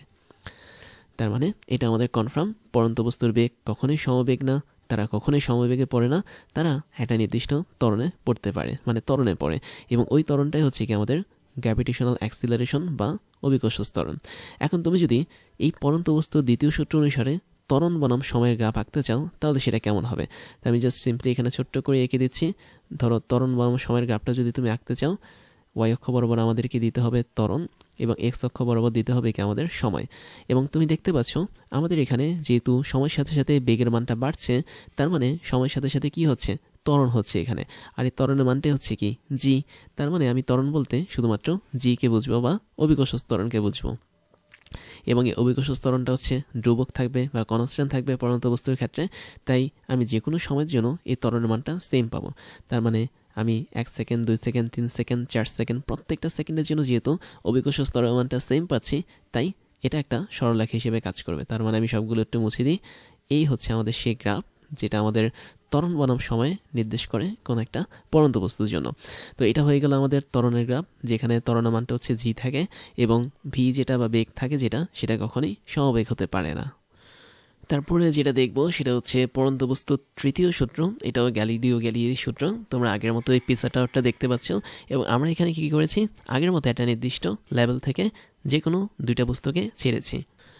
তো 3 নম্বর সূত্রতে যেটা করা হয়, এই সূত্রটা হচ্ছে আসলে উচ্চতা বা এইচের সাথে সময়ের সম্পর্ক নিয়ে করা হয়। আর 2 নম্বর যে সূত্রটা আমরা আগের পেজে দেখেছিলাম, এটা আসলে কোনো একটা পড়ন্ত বস্তুর বেগ এবং সময়ের মাঝে একটা সম্পর্ক তৈরি করে। আর 3 নম্বর সূত্রটা আমাদের অবশ্যই ওই পড়ন্ত বস্তুর যে উচ্চতাটা আছে, উচ্চতা এবং সময়ের মাঝে একটা সম্পর্ক তৈরি করে। সম্পর্কটা কীরকম, যদি আমরা মুক্তভাবে কোনো একটা বস্তুকে নিচে পড়তে দেই বা পড়ন্ত বস্তু হিসেবে যদি কাউন্ট করি, তাহলে ওই বস্তু যতটুকু দূরত্ব অতিক্রম করে প্রতি একক সময়, সে দূরত্বটা হচ্ছে ওই সময়ের বর্গের সমানুপাতিক। বিষয়টা এরকম, আমি যদি বলি ঠিক এই পয়েন্টে আমি ধরে নিলাম সময়টা হচ্ছে 0 সেকেন্ড, দ্যাট মিনস আমরা এখনও বস্তুটা ছাড়িনি। বস্তু যখন না ছাড়ি তখন আমাদের উচ্চতা, যেটা আমি এখানে উচ্চতা বলতে যেটা বোঝাবো সেটা হচ্ছে আসলে অতিক্রান্ত দূরত্বকে বোঝাবো। দ্যাট মিনস এখানে এইচ বলতে আমরা অতিক্রান্ত দূরত্বকে বুঝবো। কোন জায়গা থেকে দূরত্ব, যে বিন্দু থেকে আমরা ছেড়েছি বস্তুটাকে, ওই বিন্দুর দূরত্ব। তো যেহেতু বস্তুটা এখন ছাদের মধ্যে বসে আছে, তার মানে তার অতিক্রান্ত দূরত্ব কি, অবশ্যই 0 মিটার হবে বা যে কোনো একটা ইউনিট হবে। তাহলে এইচ হচ্ছে আমাদের অতিক্রান্ত দূরত্ব, এবং এই অতিক্রান্ত দূরত্বটা হচ্ছে সময়ের বর্গের সমানুপাতিক। কীরকম, যদি আমাদের এইচ হয় অতিক্রান্ত দূরত্ব, টি যদি হয় সময়, তার মানে টি স্কোয়ার সমানুপাতিক হবে আমাদের অতিক্রান্ত দূরত্ব বা এইচ। তাই আমি একটু বাস্তব উদাহরণ দিই। ধরো এই পয়েন্টে বা এই লেভেলে আমাদের এখন সময়টা হয়ে গেছে 1 সেকেন্ড। সময় যদি এখন 1 সেকেন্ড হয়, আমি ধরে নিলাম এই লেভেলে আমাদের যেই দূরত্বটা অতিক্রান্ত, সেটা শুধুমাত্র এইচ হয়েছে। তার মানে এইচের মানটা এখানে চেঞ্জ হচ্ছে না। আমি ধরলাম একটা ইউনিট ডিস্টেন্স বা এইচ দূরত্ব সে অতিক্রম করেছে। এইচের মান যা খুশি হতে পারে, তুমি ধরতে পারো এটা 5 মিটার, কথার কথা। এখন আমি যদি 2 সেকেন্ড সময় এই লেভেলে চলে আসি, দ্যাট মিনস এটা হচ্ছে কত, 2 সেকেন্ড সময়, তখন কিন্তু এইচের মান আগের মতো আর 5 থাকবে না। সে কি হবে, সে হবে হচ্ছে সময়ের বর্গের গুণফল। দ্যাট মিনস আমরা এখানে এইচের আগের মান পেয়েছি হচ্ছে 5, ওর সাথে আমি গুণ করব কাকে, যে সময় পেয়েছি সময়ের বর্গকে। তার মানে এখানে আমাদের সময় লেগেছে 2 সেকেন্ড এখানে আসতে, তাই 2 এর যদি বর্গ করি সেটা হবে 4, 4 5 হবে কি আমাদের 20 মিটার। তার মানে আমি বলতে পারি সে টি ইজ ইকুয়াল টু 1 সেকেন্ডে যদি 5 মিটার দূরত্ব অতিক্রম করে, তাহলে টি ইজ ইকুয়াল টু 2 সেকেন্ডে সে অবশ্যই 20 মিটার দূরত্ব অতিক্রম করবে। এবং খেয়াল করে দেখো, এই দূরত্বটা কিন্তু আসলে টোটাল দূরত্ব না। দ্যাট মিনস আমি এখানে যেটা তোমাদেরকে বোঝাতে যাচ্ছি সেটা হচ্ছে একদম এস ইজ ইকুয়াল টু 0 থেকে শুরু করে এস ইজ ইকুয়াল টু 5, এটা হচ্ছে এই দূরত্ব। তার মানে এতটুকু দূরত্ব হচ্ছে আমাদের 5 মিটার, এবং 1 সেকেন্ডে সে হচ্ছে এই 5 মিটার অতিক্রম করেছে। আবার 1 সেকেন্ডের পর যখন সে 2 সেকেন্ডে আসলো, এতটুকু সময়, তার মানে এখানে সে এক্সট্রা আরও 1 সেকেন্ডে এসেছে, তার মানে 1 সেকেন্ড থেকে সে 2 সেকেন্ডে এসেছে। এতটুকু দূরত্ব হচ্ছে আমাদের কি 20 মিটার। তার মানে যেহেতু সে প্রথম 2 সেকেন্ড এখন অতিক্রম করলো, প্রথম 2 সেকেন্ডের মধ্যে দ্বিতীয় সেকেন্ডে সে আসলে 20 মিটার অতিক্রম করেছে। তাহলে আলটিমেটলি সে টোটাল অতিক্রম করেছে একদম প্রথম বা ইনিশিয়াল কন্ডিশন থেকে টোটাল 25 মিটার। এবং আমি আরেকটা লেভেল ধরি তোমাদের সুবিধার জন্য, সেই লেভেলটা হচ্ছে ধরো এই জায়গাটাতে এখন বস্তুটা এসেছে। তাহলে এখানে আমি টি এর মানটা ধরে নিলাম হচ্ছে 3 সেকেন্ড। তাহলে আমি লেভেলটা একটু লম্বা করে আঁকি। ধরো এই হচ্ছে আমাদের পিসা টাওয়ারের একটা লেভেল। তো এই লেভেলে যদি আসতে তার 3 সেকেন্ড সময় লাগে, তাহলে অবশ্যই এক্ষেত্রে তার এইচের যে মানটা হবে সেটা হবে কি, সেটা হবে আমাদের ইনিশিয়ালি 1 সেকেন্ডে সে যেতটুকু গিয়েছে, দ্যাট মিনস 5 মিটার, গুণন সে এখন 3 সেকেন্ড সময় যেহেতু অতিক্রম করেছে, তার মানে সময়ের বর্গ। তাহলে 3 তিরিকা 9, 5 নং কত, অবশ্যই 35। 5 নং কি 35? না, 5 নং হচ্ছে 45 মিটার। তাহলে আমি বলতে পারি আমাদের 45 মিটার সে দূরত্বটা কোথা থেকে অতিক্রম করেছে, 2 সেকেন্ড থেকে যখন সে 3 সেকেন্ড সময় এসেছে। তার মানে এতটুকু দূরত্ব হচ্ছে কি টোটাল 45 মিটার। তাহলে বিষয়টা এরকম যে সে একদম প্রথম সেকেন্ডে বা 1 সেকেন্ড সময় 5 মিটার দূরত্ব গিয়েছে, 2 সেকেন্ড সময় 20 মিটার অতিক্রম করেছে, এবং 3 সেকেন্ড সময় সে আসলে 45 মিটার দূরত্ব অতিক্রম করেছে।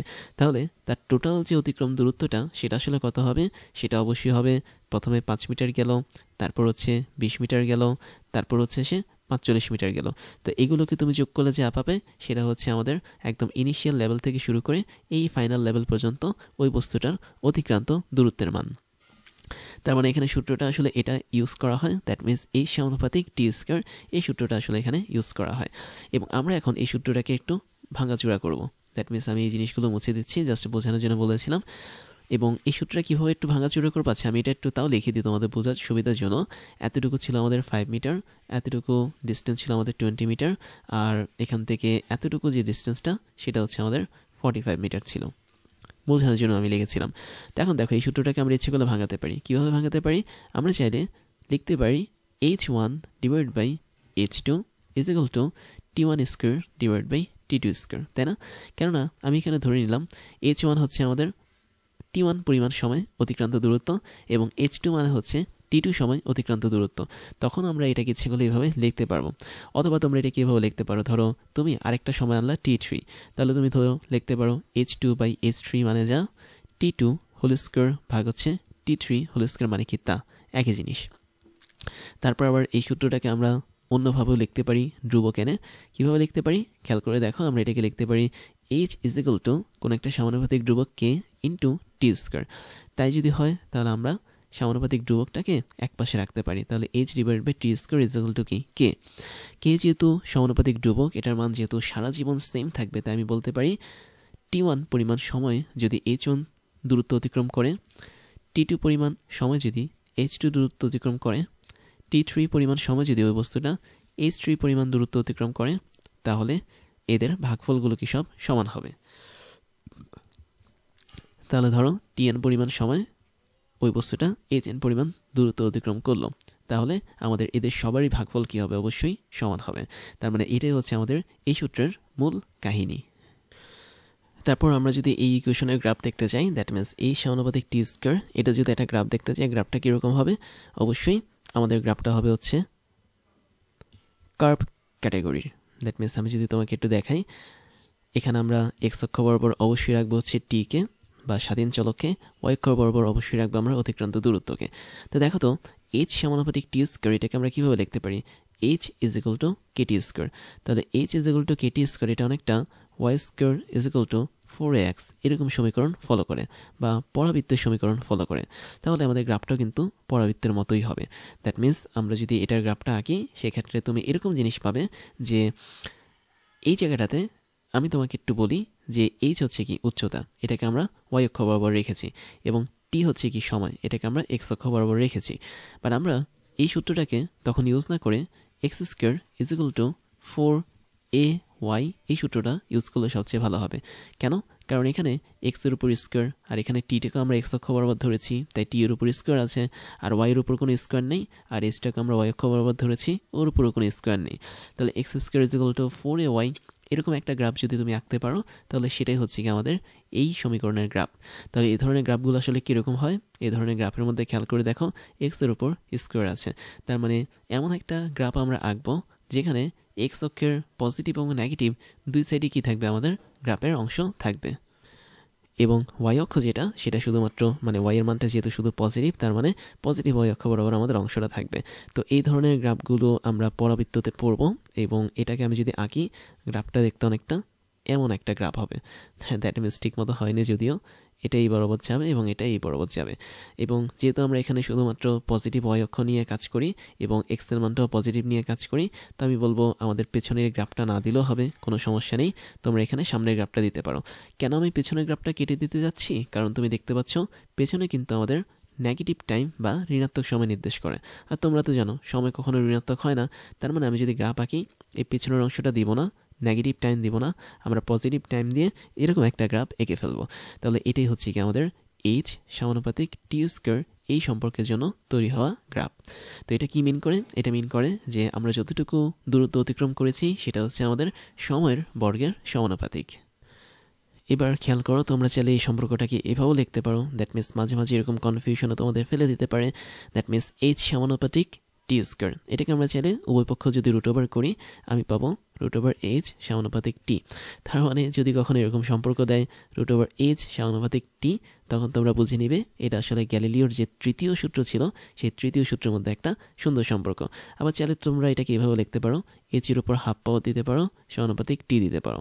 এবং এক্ষেত্রে তুমি যদি আবার উভয় পক্ষ ঘন করো, তাহলে তুমি কী পাবে?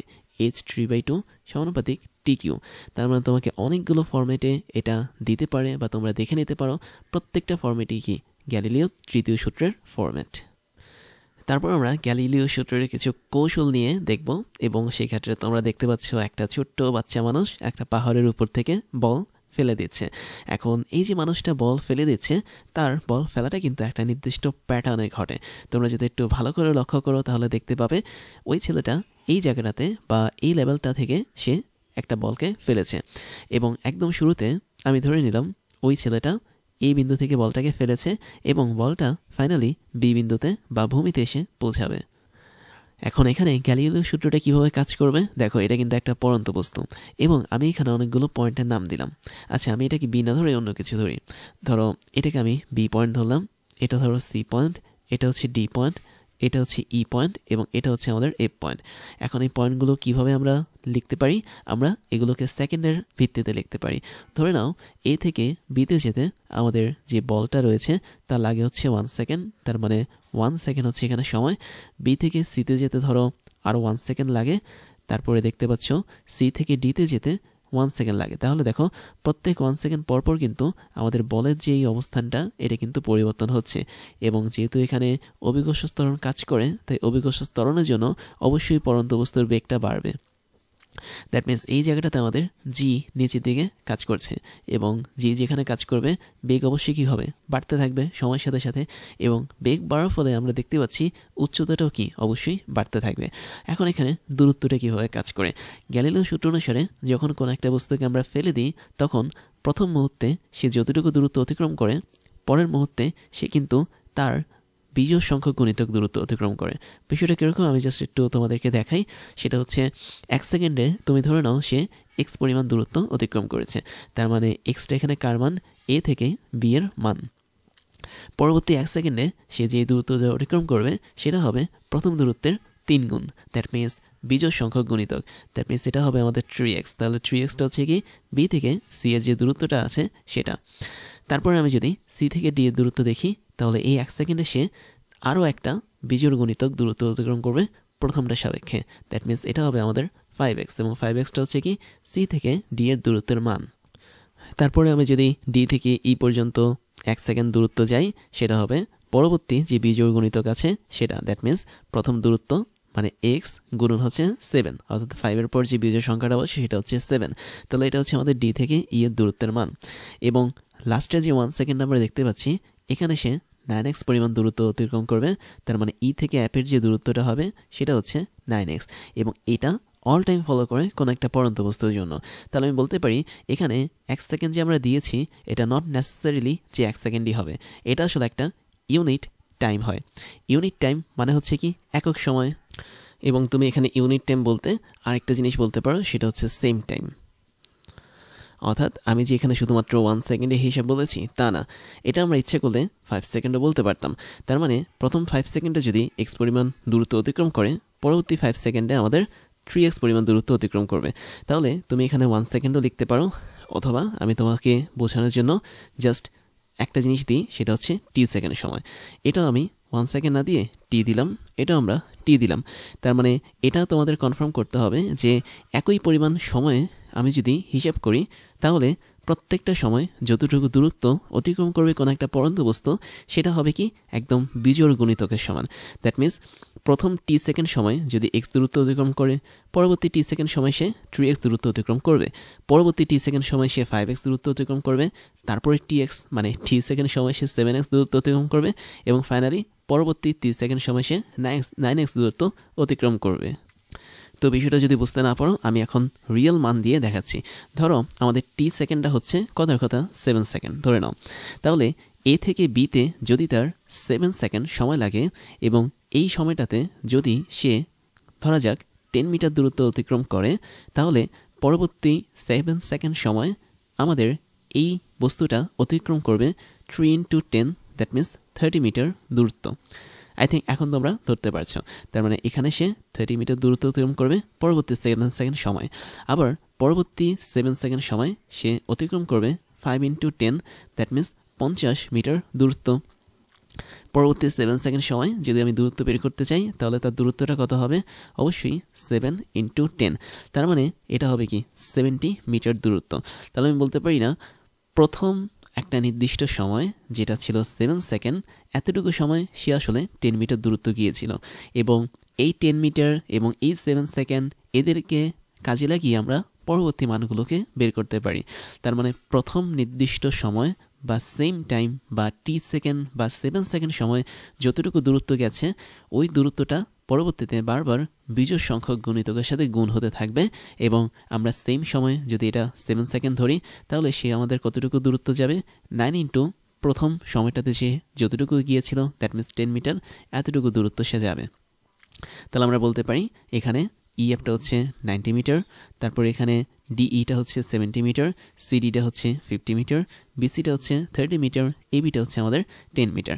তো আই থিঙ্ক তোমরা এই জিনিসটা বুঝতে পেরেছো যে এখানে পরন্ত বস্তুটা আসলে এই ধরনের সিকোয়েন্সটা মেনটেন করে, এবং এই শর্তটা তখনই কাজ করবে যখন আমাদের এই যে গ্র্যাভিটেশনাল অ্যাক্সিলারেশন বা বলা যায় অভিকর্ষ ত্বরণ, এটার মানটা ধ্রুবক থাকবে বা কনস্ট্যান্ট থাকবে, দ্যাট মিনস কনস্ট্যান্ট। হ্যাঁ, তার মানে জি এর মানটা কখনো চেঞ্জ হতে পারবে না। অর্থাৎ তোমার এই লোকটা যে পাহাড়ের উপর বসে আছে বা এই ছেলেটা, এখানে ধরো জি এর মানটা হচ্ছে কথার কথা 9.7 মিটার পার সেকেন্ড স্কোয়ার, আর ধরো পাহাড়ের যে ভূমি এই জায়গাটা, এখানে জি এর মান ধরো হচ্ছে 9.8 মিটার পার সেকেন্ড স্কোয়ার। তখন কিন্তু আর এই কাহিনীগুলো ঘটবে না বা এই সিকোয়েন্সটা মেনটেন করা যাবে না।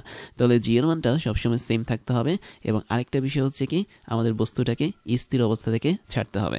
দ্যাট মিনস এই যে এ নামক অবস্থানটা আছে, এখান থেকে যখন আমরা বস্তুটাকে ছাড়বো আমরা এক্সট্রা নিচের দিকে কোনো বল প্রয়োগ করব না, কোনো বেগ প্রয়োগ করব না, একদম আদি বেগ = 0 মিটার পার সেকেন্ড রাখা অবস্থায় যদি কোনো একটা বস্তুকে ছেড়ে দিই উপর থেকে, ঠিক ওই মুহূর্তে আমাদের এই সিকোয়েন্সটা কাজ করবে।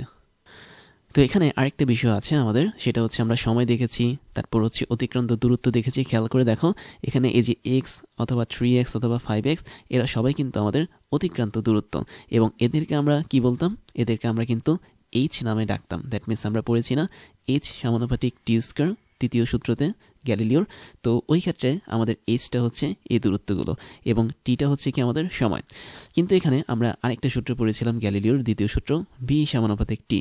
তার মানে সময় যত বাড়বে বেগের মানও কি ততই বাড়বে। তাহলে বিষয়টা এরকম, তুমি যদি প্রথম কেসটা দেখো, আমি এই 7গুলো এখন মুছে দিচ্ছি, কারণ আমরা যেহেতু শিখে ফেলেছি সিস্টেমটা, তা আমাদের এই 7গুলো এখনও দেখার দরকার নেই। তো সেক্ষেত্রে যদি তোমাকে একটু দেখাই, ধরো তুমি এ থেকে বিতে একটা নির্দিষ্ট বেগ নিয়ে গিয়েছো, দ্যাট মিনস তোমার এই বিন্দুতে বেগটা ছিল হচ্ছে 0 মিটার পার সেকেন্ড। যখন তুমি বি বিন্দুতে পৌঁছেছো তোমার বেগটা হয়ে গেছে ধরো ভি পরিমাণ বেগ।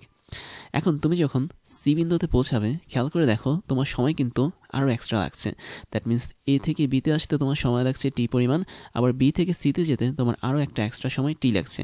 তার মানে এ থেকে সিতে যেতে তোমার টোটাল সময় লাগছে কিন্তু 2t, কারণ উপরের টি আর নিচের টি যদি যোগ করো তাহলে তুমি এখানে সি বিন্দুতে টোটাল সময় পাবে কি 2t। যেহেতু তোমার সময়টা বেড়ে গেছে, তার মানে সি বিন্দুতে তোমার বেগটাও বেড়ে যাবে। সি বিন্দুতে বেগটা কী হবে? আমাদের সময় যেহেতু দ্বিগুণ হয়েছে, বেগটাও হয়ে যাবে দ্বিগুণ। তার মানে আমি যদি বলি তোমাকে একটা গ্রাফের মাধ্যমে জিনিসটা দেখাই, তাহলে খেয়াল করে দেখো এখানে আমরা গ্রাফে এক্স অক্ষ বরাবর সময়কে রেখেছি, ওয়াই অক্ষ বরাবর বেগ বা ভেলোসিটিকে রেখেছি। দ্যাট মিনস এটা হচ্ছে আমাদের বেগ। এবং তুমি যদি একটু স্পষ্ট দেখো, টি পরিমাণ সময় যেটা নির্দিষ্ট যে কোনো সময় হতে পারে, তখন আমাদের বেগের মানটা কি ভি। তার মানে আমি এই পয়েন্টটাকে ধরতে পারি এই পয়েন্ট, যখন আমি টি পরিমাণ সময় কোনো একটা বস্তুকে ছেড়ে দিব, অর্থাৎ কোনো একটা পরন্ত বস্তুকে যখন তুমি ছেড়ে দিবে তখন সেটা ধরো এ থেকে বি বিন্দুতে আসলো, যেটা আমরা এই যে ছবিতে দেখতে পাচ্ছি। তাহলে এ থেকে যখন বি বিন্দুতে বস্তুটা পড়বে, এর মধ্যবর্তী সময়টা হচ্ছে কি টি, এবং টি সময় বস্তুটা ভি পরিমাণ বেগ প্রাপ্ত হয়েছে। তার মানে আমাদের এই পয়েন্টটাও কি বি পয়েন্ট হিসেবে কাজ করবে। আবার খেয়াল করে দেখো, যখন আমি 2t পরিমাণ সময় অতিক্রম করব, তখন কিন্তু আমাদের এই পয়েন্টটার যে নাম সেটা হয়ে যাবে কি সি। তার মানে এটা ছিল আমাদের বি পয়েন্ট, এটা ছিল আমাদের সি পয়েন্ট। তো যখন আমরা সি পয়েন্টে যাব, আমি দেখতে পাচ্ছি সি পয়েন্ট বরাবর যদি আমি বেগ দেখতে চাই, তাহলে সেই বেগের মানটা কি হয়ে গেছে? 2b হয়ে গেছে। তার মানে সময় যখন আমাদের দ্বিগুণ হচ্ছে, বেগের মানটা কি দ্বিগুণ হয়ে যাচ্ছে। তারপরে তুমি ডি বিন্দুতে যাও, সেখানে সময় হচ্ছে 3 গুণ হয়ে গেল, এবং বেগের মান এখানেও দেখতে পাচ্ছ 3b হয়ে গেছে। আবার তুমি যখন 4t বা 4 গুণ সময়ে যাও, দ্যাট মিনস 4t কখন যাব? যখন আমরা ই বিন্দুতে যাব, তখন কিন্তু আমাদের বেগের মানটাও কি 4b হয়ে গেছে। আবার যখন আমরা 5t বা 5 গুণ সময় যাব, দ্যাট মিনস এটা হচ্ছে আমাদের এফ বিন্দু, তখন আমরা দেখতে পাচ্ছি আমাদের বেগের মানটা কি হয়ে যাবে, 5b হয়ে যাবে। অর্থাৎ এটা আমাদের গ্যালিলিও দ্বিতীয় সূত্রটাকে নির্দেশ করে। তার মানে সময় যত বাড়াবো বেগের মানও কি তত বাড়তে থাকবে। এবং এক্ষেত্রে আমি যদি 5v এর দিকে তাকাই, তার মানে তুমি বুঝবে যে ই বিন্দু থেকে শুরু করে এফ বিন্দুতে যখন আসবে, তখন ই বিন্দুতে বস্তুটার বেগ ছিল 4v, এফ বিন্দুতে এসে তার বেগটা হয়ে যাবে কি 5v। একইভাবে ডি বিন্দুতে তার বেগটা ছিল 3v, সি বিন্দুতে তার বেগ ছিল 2v, বি বিন্দুতে তার বেগটা ছিল কি শুধুমাত্র v অথবা 1v, আর এই বিন্দুতে তার বেগটা ছিল কি অবশ্যই 0। কিন্তু বেগ আর সময় যতই সমানুপাতিক থাকুক না কেন, আমাদের অতিক্রান্ত দূরত্ব আর সময় কিন্তু এভাবে সমানুপাতিক থাকে না। আমরা স্পষ্ট দেখতে পেলাম যে দূরত্বের যে মানটা, দ্যাট মিনস অতিক্রান্ত দূরত্ব h, এটা হচ্ছে সময়ের বর্গের সমানুপাতিক থাকে। তো বিষয়টা কীরকম তোমাকে আরও একবার গ্রাফের দিকে দেখাচ্ছি, তুমি খেয়াল করে দেখো, এ থেকে বি বিন্দুর যে দূরত্বটা, সে দূরত্বটা হচ্ছে আমাদের এক্স পরিমাণ দূরত্ব ছিল, এবং এক্সের মান যা খুশি হতে পারে, এটা নিয়ে মাথা ব্যথার কিছু নেই। বাট এক্স হচ্ছে একটা স্পেসিফিক দূরত্ব। তুমি এক্সের মানটা কি ধরতে পারো, আমরা এই প্রশ্নের মধ্যে, নট প্রশ্ন, এখানে আসলে ছবির মধ্যে আমরা 10 মিটার ধরেছিলাম। তুমি যদি দেখো, আমরা এক্সের মানটা কিন্তু 10 মিটার ধরেছি। যখন আমি বি থেকে সিতে যাব, দ্যাট মিনস আমরা যখন আরও টি পরিমাণ সময় অতিক্রম করব, তখন আমাদের বেগটাও কিন্তু ভি পরিমাণ বেড়ে ভি থেকে 2v হবে। বাট ওই মুহূর্তে আমাদের দূরত্বটা কিন্তু আর এক্স পরিমাণ বাড়বে না, সে তখন 3x পরিমাণ বাড়বে।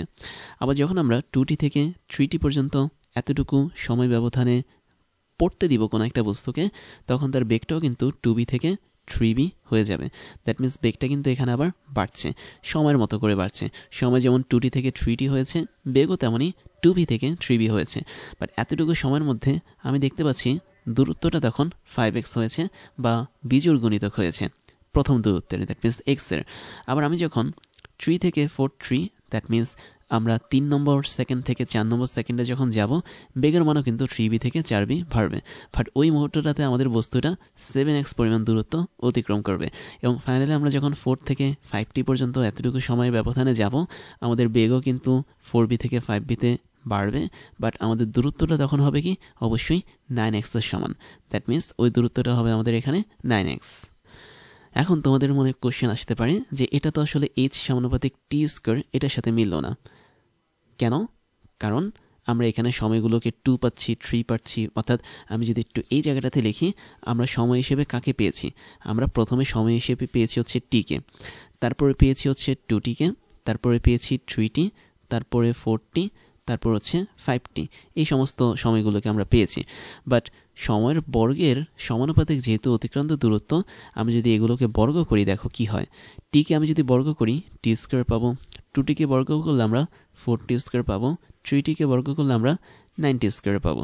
এবং 4টিকে যদি আমি বর্গ করি, তাহলে আমি পাবো কত? 16t square. এবং 5টিকে যদি আমি বর্গ করি, তাহলে আমি পাবো কত? 25t square. এবং আমাদের সূত্র অনুসারে এগুলোই কিন্তু সমানুপাতিক হওয়ার কথা ছিল কি অতিক্রান্ত দূরত্ব, তাই না? কিন্তু তা তো হচ্ছে না। আমরা দেখতে পাচ্ছি যখন টি পরিমাণ সময় গেলাম, তখন দূরত্বটা হচ্ছে এক্স। যখন 2t পরিমাণ সময় গেলাম, তখন দূরত্বটা হচ্ছে 3x। তার মানে এগুলো তো আসলে মিলছে না। আসলে আমরা এখানে যে h এর কথাটা বলি, দ্যাট মিনস অতিক্রান্ত দূরত্ব যে কথাটা বলি, এটা আসলে একদম যেই বিন্দু থেকে তুমি কোনো একটা বস্তুকে ছেড়েছ, সেই বিন্দু থেকে দূরত্বকে বোঝায়। তার মানে আমি যদি x পরিমাণ দূরত্বের কথা বলি, এটা আসলে মিন করবে এ থেকে বি এর দূরত্ব। আমি জাস্ট তোমাদেরকে একটু ভিন্ন কালারে দেখিয়ে দিই। এ থেকে যে বি এর দূরত্ব, এটা আসলে তোমাকে প্রথম সময়ের জন্য অতিক্রান্ত দূরত্বকে নির্দেশ করবে। এবং আমি যদি এ থেকে বি এর দূরত্বের কথা বলি, এই দূরত্বটা কত ছিল? এক্স ছিল। এবং এই এক্সটা কার সমানুপাতিক হবে? অবশ্যই সময়ের বর্গের সমানুপাতিক হবে। তাহলে প্রথম ক্ষেত্রে আমাদের সময় ছিল কি টি, দ্যাট মিনস এ থেকে বিতে যেতে আমাদের টি পরিমাণ সময় লেগেছে। তাহলে টি এর বর্গ যদি করি, এটাই হচ্ছে কি আমাদের অ্যাকুরেট ফর্মুলা।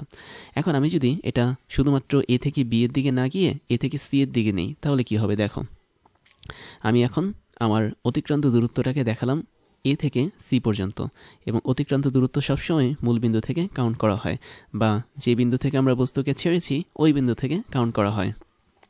তাহলে একটু হিসাব করো তো, এ থেকে সি পর্যন্ত আমি যদি দূরত্ব বের করি, আমরা এ থেকে বি এর দূরত্ব পাচ্ছি এক্স প্লাস হচ্ছে বি থেকে সি এর দূরত্ব পাচ্ছি 3x, তার মানে এর টোটাল দূরত্বটা হবে কি অবশ্যই 4x হবে।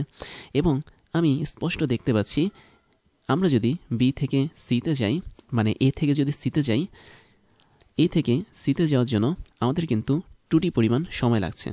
আর তুমি যখন 2tকে বর্গ করবে তখন সেটা কিন্তু 4t স্কোয়ার হবে।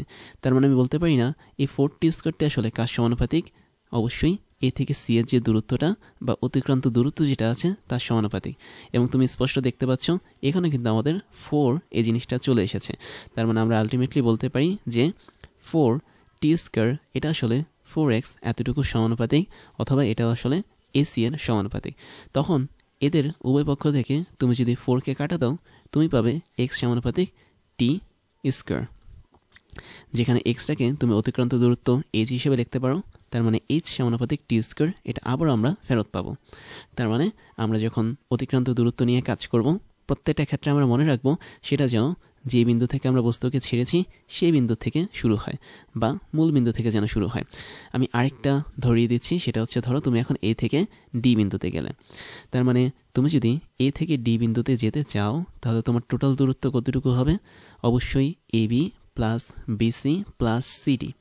তাহলে তুমি যদি এ বি দেখো, এ বির দূরত্ব হচ্ছে এক্স, বিসি এর দূরত্ব হচ্ছে 3x এবং সি থেকে ডি এর দূরত্ব হচ্ছে 5x। টোটাল যদি যোগ করো তুমি পাবে কত, 9x। আবার দেখো এ থেকে ডি পর্যন্ত তুমি যদি যাও তোমাকে টোটাল 3t পরিমাণ সময় অতিক্রম করতে হবে। তো আমরা সূত্র অনুসারে কি জানি, এ থেকে ডি এতটুকু দূরত্ব যদি হয়, অতিক্রান্ত দূরত্ব h, এটা কার সমানুপাতিক হবে, অবশ্যই সময়ের বর্গের সমানুপাতিক হবে। এবং সময়টা কি ছিল, 3t ছিল। তুমি 3tকে বর্গ করো, তুমি কি পাচ্ছ এখানে 9t স্কোয়ার। তাহলে দেখো তো এই যে 9t স্কোয়ারটা চলে এসেছে, এটা মানে যা আমাদের 9x মানে কি তা। তার মানে তুমি এখানে 9xকে সমানুপাতিক দিতে পারো 9t স্কোয়ারের মাধ্যমে। তখন তুমি চাইলে x সমানুপাতিক টি স্কোয়ার লিখতে পারো যদি উভয় পক্ষ থেকে তুমি 9টাকে কাটা দাও। তার মানে আবারও আমাদের সেই জিনিসটা চলে আসছে যেটা হচ্ছে অতিক্রান্ত দূরত্ব সমানুপাতিক সময়ের বর্গের যেটা আছে সেটা, অর্থাৎ সময়ের বর্গ এর সমানুপাতিক। তো আমি যদি ব্যাপারটা আরেকটু ক্লিয়ার করে দেখাই একদম শুরু থেকে, তাহলে তোমরা একটু ধরতে পারবে। জাস্ট একটু মনোযোগ দিয়ে দেখো, ব্যাপারটা এরকম। এটা হচ্ছে আমাদের সেই এ বিন্দু, এবং এই বিন্দুতে আমি ধরে নিলাম সময়টা হচ্ছে কি আমাদের 0। আমরা একদম শুরু থেকে কোনো একটা বস্তুকে ছেড়ে দিচ্ছি নিচে, এবং এই ক্ষেত্রে আমাদের আদিবেগ ইউ যেটা সেটা হচ্ছে কি 0ই থাকবে। এবং এই ক্ষেত্রে আমাদের অতিক্রান্ত দূরত্ব দ্যাট মিনস এইচ, এটাও কি থাকবে, অবশ্যই 0 থাকবে। এখন একটা বস্তুকে আমি যখন ছেড়ে দিব নিচে, তখন সে প্রথম মুহূর্তে একটা নির্দিষ্ট দূরত্ব অতিক্রম করবে, এবং সেক্ষেত্রে তার সময়টা লাগবে ধরা যাক টি পরিমাণ সময়। এবং টি পরিমাণ সময় অতিক্রম করার পর বস্তুটা এখন এই জায়গাটাতে পৌঁছাবে, এবং এই জায়গাটাতে পৌঁছানোর পর তার একটা নির্দিষ্ট বেগ থাকবে, এবং তুমি বেগটাকে ধরে নাও ভি পরিমাণ বেগ। এবং এতটুকু জায়গা অতিক্রম করার পরে সে ধরা যাক বি পয়েন্টে আসলো, এবং তার যতটুকু দূরত্ব অতিক্রম হলো সেই দূরত্বটাকে তুমি ধরে নিতে পারো এক্স পরিমাণ দূরত্ব। এখন বি থেকে বস্তুটা সেম পরিমাণ সময়, দ্যাট মিনস সময়টা আমাদের সেম রাখতে হবে, আর কিছু সেম রাখো বা না রাখো সময়টা সেম রাখতে হবে। ধরা যাক টি পরিমাণ সেম সময় সে এখন সি বিন্দুতে এসে পৌঁছালো। তো সি বিন্দুতে যখন বস্তুটা আসবে সময় কি সেম, মানে একই রকম সময় পর সে সি বিন্দুতে এসেছে। তাই যদি হয় তাহলে এক্ষেত্রে তার বেগ যেটা সেটা কিন্তু এক্সট্রা বেড়ে যাবে। কিভাবে বেড়ে যাবে, তোমার ধরো বি বিন্দুতে বেগ যদি হয় ভি, তাহলে সি বিন্দুতে তার বেগটা হয়ে যাবে এখন 2v। তার মানে সময় যেহেতু টি পরিমাণ বেড়েছে, বেগটা কি হয়েছে 2v হয়েছে। এবং এই ক্ষেত্রেই হচ্ছে মেইন ঝামেলা, সেটা হচ্ছে অতিক্রান্ত দূরত্ব বা এক্সটাকে নিয়ে। তার মানে একটু আগে এক্স ছিল কার মান, এইচ এর মান, কিন্তু এখন এইচ এর যে মানটা সেটার এক্স থাকবে না, সেটা হয়ে যাবে আমাদের এখন 3x। তার মানে বিজোড় গুণিতক হবে ইনিশিয়াল দূরত্বের। তারপর আমি সেম পরিমাণ সময় নিলাম, দ্যাট মিনস আমরা আরও একটা টি সময় নিয়ে সি থেকে বস্তুটাকে আরেকটু নিচে ফেললাম। তখন বস্তুটা ধরা যাক ডি পরিমাণ, মানে ডি পয়েন্টের মধ্যে চলে যাবে, নট পরিমাণ, ডি পয়েন্টে গিয়ে এখানে আসবে, এবং এক্ষেত্রেও তার সময়টা লাগবে হচ্ছে টি, বাট এখন তার বেগটা বেড়ে যাবে কি 3v পরিমাণ। তার মানে সি বিন্দু যখন বেগটা ছিল 2v, ডি বিন্দুতে এসে তার বেগটা হবে কি 3v। আচ্ছা আমি এখানে টি লিখি আর বেগটাকে এখানে 3v লিখি, তাহলে বুঝতে সুবিধা হবে। এবং এখানে যে দূরত্বটা সে এখন অতিক্রম করবে সেটা হচ্ছে 5x। তার মানে 5x বলতে আমরা সি থেকে ডি কে বুঝবো, এবং 3x বলতে আমরা বি থেকে সি কে বুঝবো। আর এ থেকে বি এর যে দূরত্বটা সেটাকে আমরা এইচ হিসেবে বুঝবো বা এক্স হিসেবে বুঝবো, কারণ এক্স এবং এস এখানে যা, এ বি মানে কি তা। ফাইনালি আরেকটা পয়েন্ট দেখাই, তাহলে ধরতে সুবিধা হবে। ধরো এখন বস্তুটা ডি থেকে আরেকটু নিচে নেমে গেল, ধরা যাক ই বিন্দুতে এখন নেমে গেল। তো ই বিন্দুতে যখন বস্তুটা নামবে তাহলে বস্তুর অবস্থান এখানে, এবং নামতে সময় লেগেছে সেম পরিমাণ সময়, দ্যাট মিনস টি, এবং এখানে গিয়ে তার বেগটা হয়ে যাবে আগের তুলনায় আরেক গুণ বেশি, দ্যাট মিনস 4v। এখন এখানে আসতে সে যে দূরত্ব অতিক্রম করবে সেটা হচ্ছে টি থেকে ই, এবং এই দূরত্বটাই এখন হয়ে যাবে কি 7x। তো আই থিঙ্ক তোমরা এখন বুঝতে পেরেছো যে দূরত্বের মধ্যে চেঞ্জ ঘটে, বেগের মধ্যেও চেঞ্জ ঘটে, বাট সময়ের ডিফারেন্সটা কিন্তু সেম থাকে। এই জিনিসটা তোমাকে ধরতে হবে। তাহলে আমাদের যেহেতু সময়ের ডিফারেন্সটা সেম থাকছে, তাই আমরা যেটা করতে পারি সেটা হচ্ছে সময়ের মধ্যে একটা করতে পারি, কি বলে, মার্কার দিয়ে কাজ করতে পারি। তো আমি একটু হাইলাইট করে দিলাম সময়গুলোকে, সময়টা আমাদের এখানে সেম থাকবে। তো এখন আমরা যদি অতিক্রান্ত দূরত্বকে প্রকাশ করতে চাই এইচ দিয়ে, তাহলে সেই এইচ এবং এই এইচ কিন্তু সেম না। অর্থাৎ তুমি এখানে এইচ বলতে এটাকে সিম্পলি একটা পয়েন্ট থেকে আরেকটা পয়েন্টের অতিক্রান্ত দূরত্ব বলতে পারো, বাট এক্সাক্ট অতিক্রান্ত দূরত্ব যেটা, সেটা আসলে এভাবে কাজ করবে না। তার মানে এখানে আমরা এইচটাকে কথার কথা এইচ প্রাইম দিয়ে প্রকাশ করতে পারি। তো এগুলো হচ্ছে আমাদের এইচ প্রাইম, যেটা একটা পয়েন্ট থেকে আরেকটা পয়েন্টের দূরত্ব নির্দেশ করে বা সমান পরিমাণ সময়ের মাঝখানের দূরত্বগুলোকে নির্দেশ করে। তার মানে আমরা এইচ প্রাইম বলতে কাদেরকে বুঝবো? এইচ প্রাইম মানে হচ্ছে মধ্যবর্তী দূরত্ব, অর্থাৎ এ থেকে বি এর দূরত্ব, বি থেকে সি পয়েন্টের দূরত্ব, সি থেকে ডি পয়েন্টের দূরত্ব, ডি থেকে ই পয়েন্টের দূরত্ব। এরা হচ্ছে আমাদের মধ্যবর্তী দূরত্ব, বাট এরা কখনোই অতিক্রান্ত দূরত্ব হবে না। আমাদের গ্যালিলিওর 3 নম্বর সূত্রে যে অতিক্রান্ত দূরত্ব ছিল, এই দূরত্বগুলো কখনোই এইচ প্রাইম হিসেবে কাজ করবে না। অতিক্রান্ত দূরত্ব বা এইচ এর কথা যদি বলি, তাহলে এই এইচটা হচ্ছে অন্যরকম। কীরকম? আমি যদি বস্তুটাকে এ থেকে বিতে আনি, তাহলে অতিক্রান্ত দূরত্ব হবে এ বি। পরবর্তীতে বস্তুটাকে যদি আমি বি থেকে সিতে নিই, তাহলে অতিক্রান্ত দূরত্ব হবে এ থেকে সি। আমি যদি পরবর্তীতে বস্তুটাকে ডি বিন্দুতে নিই, অতিক্রান্ত দূরত্ব হবে এ থেকে ডি, এবং তারপরে বস্তুটা যখন ই বিন্দুতে চলে আসে তখন অতিক্রান্ত দূরত্ব হবে এ থেকে ই। তার মানে গ্যালিলিও 3 নম্বর সূত্রে এইচ সমানুপাতিক যে টি স্কয়ার আমরা পড়েছি, ওই এইচটা হচ্ছে আমাদের এই এইচগুলো, দ্যাট মিনস অতিক্রান্ত দূরত্ব। তাহলে আমি প্রথম অতিক্রান্ত দূরত্ব তোমাদেরকে একটু দেখাই, সেটা হচ্ছে আমাদের এ থেকে বি এর যে দূরত্ব এটা। তাহলে এটা হচ্ছে আমাদের প্রথম অতিক্রান্ত দূরত্ব। তারপরে এ থেকে শুরু করে সি পর্যন্ত এটা, এটা দ্বিতীয় অতিক্রান্ত দূরত্ব। এ থেকে শুরু করে ডি পর্যন্ত যেটা, এটা হচ্ছে তৃতীয় অতিক্রান্ত দূরত্ব, এবং এ থেকে শুরু করে একদম ই পর্যন্ত যা আছে, এটা হচ্ছে আমাদের চতুর্থ অতিক্রান্ত দূরত্ব। এবং এই অতিক্রান্ত দূরত্বগুলি হচ্ছে আমাদের সময়ের বর্গের সমানুপাতিক হবে। কীভাবে আমি একটু বলি। তুমি এখানে এ বি দেখতে পাচ্ছ, তাই না? এ থেকে বিতে যেতে আমাদের কতটুকু সময় লেগেছে? টি পরিমাণ সময় লেগেছে। তার মানে আমি যদি টিকে বর্গ করি এবং সেটাকে যদি সমানুপাতিক এইচ দিই, তাহলে দেখো আমাদের কিন্তু সম্পর্কটা একদম আগের মতোই থাকছে। কেননা এ থেকে বি এর যে দূরত্বটা, এটাকে আমরা কি ধরেছিলাম? এক্স ধরেছিলাম, তাই না? তার মানে এক্স সমানুপাতিক টি স্কয়ার যদি করি, তাহলে দেখো এক্সের সহগ হচ্ছে 1, টি স্কয়ারের সহগ হচ্ছে কি 1। তার মানে আমরা বলতে পারি 1 1 উঠে গেলে টি স্কয়ার সমানুপাতিক এক্স হবে, অথবা আমি বলতে পারি এক্স সমানুপাতিক টি স্কয়ার হবে। এখন আমি 2 নম্বরটার জন্য বলি। দেখো, যখন আমরা এ থেকে সিতে গিয়েছি তখন আমাদের কতটুকু সময় লেগেছিল? অবশ্যই 2t পরিমাণ সময় লেগেছিল। খেয়াল করো, এ থেকে বিতে যেতে আমাদের টি পরিমাণ সময় লাগে, বি থেকে সিতে যেতে আমাদের আরও টি পরিমাণ সময় লাগে। তার মানে এ থেকে সিতে যেতে আমাদের 2t পরিমাণ সময় লাগছে। এবং এ থেকে সিতে যেতে আমাদের কতটুকু দূরত্ব লেগেছে? খেয়াল করে দেখো, আমাদের দূরত্ব লেগেছে এ বি প্লাস হচ্ছে বিসি। তাহলে এ বি মানে হচ্ছে এক্স দূরত্ব ছিল, বিসি মানে হচ্ছে 3x দূরত্ব ছিল। দুইটা যোগ করলে কি পাচ্ছি আমি? 4x দূরত্ব পাচ্ছি।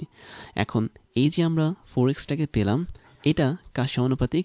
অবশ্যই এ থেকে সিতে যেতে যে সময় লেগেছিল 2t, ওর বর্গের সমানুপাতিক। তাহলে বর্গ করো তো, দেখো কত হয়। তাহলে 4x সমানুপাতিক 2t হোল স্কয়ার, তার মানে 4t হোল স্কয়ার। ওই পক্ষ থেকে তুমি 4 এবং 4কে কাটা দাও, দেখবে 4 সমানুপাতিক টি স্কয়ারটা চলে আসছে। তার মানে আগের সম্পর্কটা আমাদের আবারও চলে আসছে। তাই আমরা বলতে পারি এখানে এক্স মানে এইচ সমানুপাতিক টি স্কয়ার, এটা তখনই অ্যাপ্লিকেবল হবে যখন আমরা অতিক্রান্ত দূরত্বটা একদম ইনিশিয়াল পয়েন্ট বা এ থেকে ধরব। তারপর আমি তোমাকে এটার জন্য দেখাই। দ্যাট মিনস তুমি যদি অতিক্রান্ত দূরত্ব এডি নিতে চাও, এডি এর জন্য দেখো এই সূত্রটা মিলবে। তাহলে আমাদের এডি হচ্ছে অতিক্রান্ত দূরত্ব, এবং এডিকে আমরা কীভাবে লিখতে পারি, AB plus BC plus CD. তাহলে এবি এর মানটা হচ্ছে এক্স দূরত্ব, বিসি হচ্ছে 3x দূরত্ব, সিডি হচ্ছে কি 5x দূরত্ব। তাহলে টোটাল আমাদের 9x দূরত্ব আমরা যাচ্ছি। আবার এ থেকে ডিতে যেতে আমাদের টোটাল কতটুকু সময় লেগেছে, সময় লেগেছে টি প্লাস হচ্ছে টি, তার মানে 3t পরিমাণ সময় লেগেছে। তাহলে আমি বলতে পারি না যে 9x হচ্ছে আমাদের অতিক্রান্ত দূরত্ব, এটা কার সমানুপাতিক, এই 3t এর বর্গের সমানুপাতিক। তুমি যদি তাই করো তাহলে দেখবে 3t হোল স্কয়ার করলে আমি কত পাবো, 9t হোল স্কয়ার পাবো। এবং পরের লাইনে আমি যদি উভয়পক্ষে 9 উঠিয়ে দিই তাহলে আমরা এক্স সমানুপাতিক টি স্কয়ারটা আবারও ফেরত পাচ্ছি। তো আসলে সূত্রটা এভাবেই কাজ করে। তুমি যতভাবেই ইচ্ছা করে বিভিন্ন মান চেঞ্জ করে দাও না কেন, প্রত্যেকবারই আমাদের অতিক্রান্ত দূরত্ব বা এইচ এর মানটা সমানুপাতিক হবে কি, সময়ের বর্গের। তো এবার আরেকটা মজার কথা শেয়ার করি, সেটা হচ্ছে শুধুমাত্র নিচের দিকে পড়ন্ত বস্তু বা স্থির অবস্থা থেকে পড়ন্ত বস্তুর জন্য যে এটা কাজ করে বা এই সিস্টেমটা কাজ করে, আসলে তা না। এটা আরও একটা সিস্টেমের জন্য কাজ করে, সেটা দেখো। আমরা যদি কোনো একটা কামান থেকে গোলা ছুড়ি, এটা ধরুন একটা কামান, একটা নির্দিষ্ট উচ্চতা আছে, তো যখন আমরা একটা গোলা বা গুলি বা কিছু একটা কামান যখন ছুড়ব, তখন অবশ্যই সামনের দিকে কিন্তু একটা বেগ নিয়ে আমরা ছুড়ব। তার মানে এক্ষেত্রে আমাদের আদিবেগটা থাকবে, এবং ওই মুহূর্তেও কিন্তু আমাদের কামানের যে গোলাটা আছে সেই গোলাটা কিন্তু নিচে পড়া শুরু করবে। তোমরা খেয়াল করে দেখতে পাচ্ছ যে এখানে যেই গ্রিন কালারের গোলাটা আছে সেটা কিন্তু আস্তে আস্তে নিচে পড়ছে যখন আমি তাকে সামনের দিকে একটা নির্দিষ্ট আদিবেগ দিলাম, অথবা এটাকে বলা হয় আনুভূমিক বরাবর আদিবেগ বা হরিজন্টাল বরাবর আদিবেগ। এবং মজার বিষয় হচ্ছে কি, তুমি যদি কোনো বেগ নাও ইউজ করো কামানের গোলার মধ্যে, তাকে যদি ঠিক পড়ন্ত বস্তুর মতো নিচে ফেলতে দাও, তাহলে প্রত্যেকটা পয়েন্টে আমাদের দুটোর যে লেভেল সেটা সমান হবে। মানে বিষয়টা এরকম, তুমি একটা বস্তুকে ইয়েলো কালার বা হলুদ কালার এটাকে পড়তে দিলে, তাহলে দেখতে পাচ্ছ যে প্রতি মুহূর্তে তার বেগ বৃদ্ধি পাচ্ছে, প্রতি মুহূর্তে তার দূরত্বটাও কি বাড়ছে, অতিক্রান্ত দূরত্ব। এবং এক্ষেত্রে বস্তুটাকে তুমি যদি মুক্তভাবে পড়ন্ত বস্তু হিসেবে না দিয়ে কামানের গোলার মতো ইউজ করে ফেলতে থাকো, তাহলে দেখবে প্রতিটা সময় পরপর, একদম সেম সময় পরপর সেম পরিমাণ অতিক্রান্ত দূরত্ব সে অতিক্রম করবে। তার মানে বিষয়টা এরকম যে তুমি দেখতে পাচ্ছ এখান থেকে এখানে যেতে যদি T1 সময় লাগে, তারপরে এখানে যদি T2 সময় লাগে, T3 সময় লাগে, T4 সময় লাগে, অথবা T5 T6 সময়গুলো লাগে, প্রত্যেকটা একই সময় এই দুটো বস্তুর ক্ষেত্রে তারা একই লেভেল বা একই অতিক্রান্ত দূরত্ব অ্যাপ্লাই করবে। তো বিষয়টা আমি একটু তোমাদেরকে ভিজুয়ালাইজেশন করি, যেটা তোমরা অলরেডি দেখছো। খেয়াল করে দেখো, আমরা রেড কালারের যেই বলটা আছে সেটাকে জাস্ট মুক্তভাবে পড়তে দিয়েছি নিচে, এক্ষেত্রে তার কোনো আদিবেগ ছিল না। বাট যখন আমি গ্রিন কালারের, নট গ্রিন, এটা হচ্ছে ব্লু কালার বা নীল কালার, তো নীল কালারের বলটাকে যখন আমরা একটা আদিবেগ দিলাম 5 মিটার পার সেকেন্ড ইউ, তখন সেও কিন্তু নিচে পড়ছে, এবং এই আদিবেগটা হচ্ছে আনুভূমিক বরাবর অ্যাপ্লাই করেছি। তখন তুমি দেখবে প্রত্যেকটা লেভেলের মধ্যে তাদের কিন্তু যেই অতিক্রান্ত দূরত্ব তা হচ্ছে সমান। আমি দাগ কেটে দিলাম, দেখো প্রত্যেকটা মুহূর্তে কিন্তু তারা আসলে একই পরিমাণ লেভেল অতিক্রম করেছে। আরেকবার দেখো ভালো করে, তুমি দেখতে পাচ্ছ যে এই জায়গাটাতে যখন লাল বলটা আসবে, একই সময় এই জায়গাটাতে নীল বলটা আসবে। এখানে যখন লাল বল আসবে, এখানে তখন নীল বল আসবে। এখানে যখন লাল বল আসবে, এই জায়গাটাতে নীল বল আসবে। এবং এই উচ্চতাতে যখন লাল বলটা আসবে, ঠিক একই উচ্চতাতে কিন্তু ভূমি থেকে এই নীল বলটা থাকবে। তার মানে এটা শুধুমাত্র যে স্থির, মানে বেগ নিয়ে বা স্থির অবস্থা থেকে পড়ন্ত বস্তুর জন্যই ওই আগের সূত্রগুলো কাজ করে তা না। আমাদের পড়ন্ত বস্তুর 3টা সূত্র কিন্তু একটা নির্দিষ্ট বেগে যদি কোনো একটা বস্তুকে ছুঁড়ে মারি আনুভূমিক বরাবর, সেটার ক্ষেত্রে কিন্তু কাজ করবে। তারপর তোমাদেরকে আরেকটা জিনিস দেখাবো, সেটা হচ্ছে আগেকার যে গ্রাফটা দেখেছি সেটা আমি তোমাদেরকে আরও একবার দেখালাম। কেন দেখালাম? এটা হচ্ছে আমাদের পড়ন্ত বস্তুর জন্য বেগ বনাম সময়ের গ্রাফ। তার মানে এটা হচ্ছে ভি ভার্সেস টি গ্রাফ, এবং এই গ্রাফের মধ্যে তুমি আগের মতোই সব কিছু দেখতে পাচ্ছ। এক্স এক্সিস বরাবর টাইম, ওয়াই এক্সিস বরাবর হচ্ছে আমাদের পড়ন্ত বস্তুর বেগ। এখন একটা জিনিস খেয়াল করো তো, আমাদের এখানে পড়ন্ত বস্তু যে সময়টা ছিল, দ্যাট মিনস ভি এবং টি এর মধ্যে যে সম্পর্কটা ছিল সেটা কিন্তু সমানুপাতিক সম্পর্ক ছিল। তার মানে আমি যখন টি এখানে পাবো, বিকে আমরা এখানে পাবো। আমি যখন 2t এখানে পাবো, 2v এখানে পাবো। 3t যখন এখানে পাবো, 3v এখানে পাবো। 4t এখানে পেলে 4v এখানে পাবো। আবার 5t এখানে পেলে 5vকে এখানে পাবো। তার মানে আমি যদি এই পয়েন্টগুলোকে যোগ করে দিই, দেখো তো একটা সরলরেখা পাওয়া যাচ্ছে না? আমি জাস্ট ডট ডট দিয়ে যোগ করে দিচ্ছি যাতে তোমরা বুঝতে পারো। এটা কিন্তু একটা গ্রাফ নির্দেশ করে বা সরলরৈখিক লাইন নির্দেশ করে, যেটা আমাদের লিনিয়ার রিলেশনশিপ দেখায়। লিনিয়ার মানে হচ্ছে সরলরৈখিক, দ্যাট মিনস একটা বাড়লে আরেকটা বাড়বে একই হারে। এখন এই যে আমরা একটা গ্রাফ আঁকলাম, আমি যদি টাইমের অ্যাক্সেসগুলোকে যোগ করে দিই তাহলে দেখো আমাদের গ্রাফটা কিন্তু অনেকটা এরকম হবে। তো আমি জাস্ট ডট ডট দিয়ে টাইমগুলোর অ্যাক্সেসের সাথে পয়েন্টগুলোকে যোগ করে দিলাম। এবং তোমরা অলরেডি কিন্তু জানো, আচ্ছা এটা এখানে হবে না, এখানে হবে। তোমরা অলরেডি কিন্তু জানো ভি ভার্সেস টি গ্রাফের যদি আমি এরিয়া বা ক্ষেত্রফল যদি বের করি, ওই ক্ষেত্রফলটা আমাদেরকে কী নির্দেশ করবে? অবশ্যই সরণ নির্দেশ করবে। মনে আছে তোমাদের? বেগ বনাম সময় গ্রাফের যদি ক্ষেত্রফল বা এরিয়া বের করি তাহলে প্রত্যেকটা এরিয়া আমাদের সরণকে নির্দেশ করবে। এবং তোমরা যদি এই গ্রাফের থেকে এরিয়াগুলোকে বের করো, সেগুলো আসলে এক একটা সরণ হিসেবে কাজ করবে। তাহলে আমি তোমাকে ধরিয়ে দিচ্ছি এরিয়াগুলো কী কী। আমি জাস্ট হাইলাইটারটা ইউজ করি। দেখো, যখন আমাদের সময়টা হচ্ছে টি পরিমাণ, তখন বেগ হচ্ছে ভি পরিমাণ। তাহলে ভি এবং টি এদের মাঝে এরিয়া বা ক্ষেত্রফলটা হচ্ছে জাস্ট এতটুকু, মানে ইয়েলো কালারের আমি মার্ক করে দিয়েছি। এবং এই ক্ষেত্রফলটা তুমি যদি বের করতে পারো তাহলে তুমি বলতে পারবে কোন একটা পড়ন্ত বস্তু টি পরিমাণ সময় কতটুকু দূরত্ব অতিক্রম করেছে সেটা, বা তুমি এখান থেকে এক্সের মানটা বের করে ফেলতে পারবে। এবং আমি যদি দ্বিতীয় এরিয়াটা তোমাদেরকে দেখাই, সেটা হচ্ছে এই এরিয়া। এবং এই এরিয়াটাই আসলে কি, বা এই ক্ষেত্রফলটাই আসলে কি, আমাদের 3x-কে নির্দেশ করবে।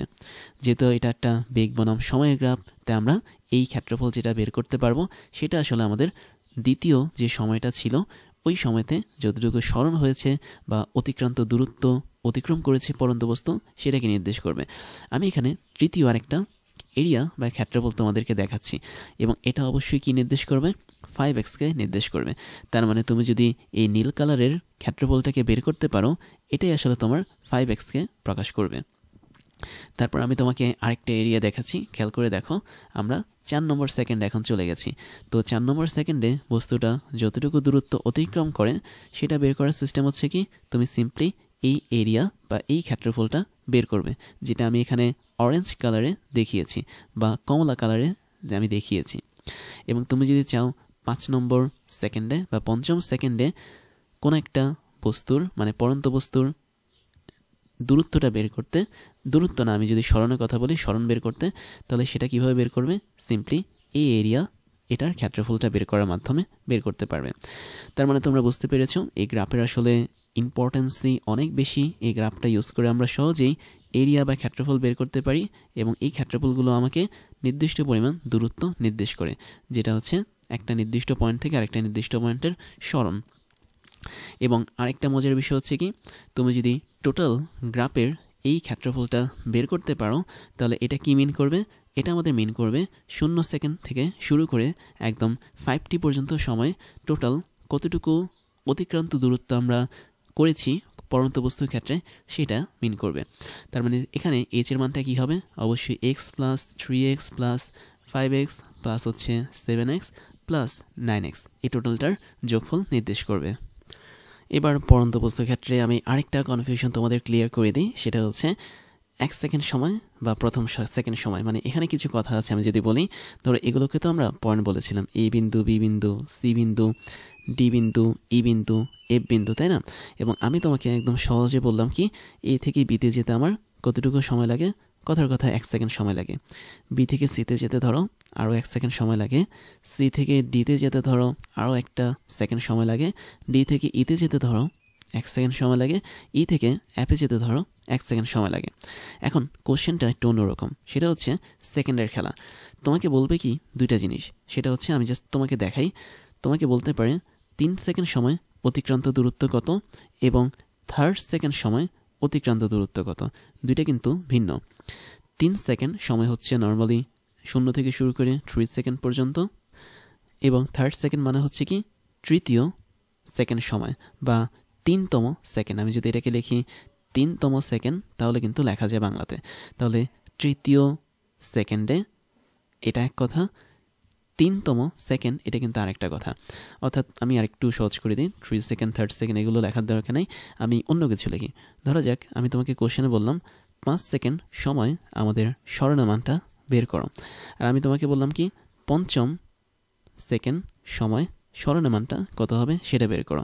তার মানে এই দুটোর মধ্যে কিন্তু তফাৎ আছে। আমি জাস্ট তফাৎটা একটু ধরিয়ে দিচ্ছি।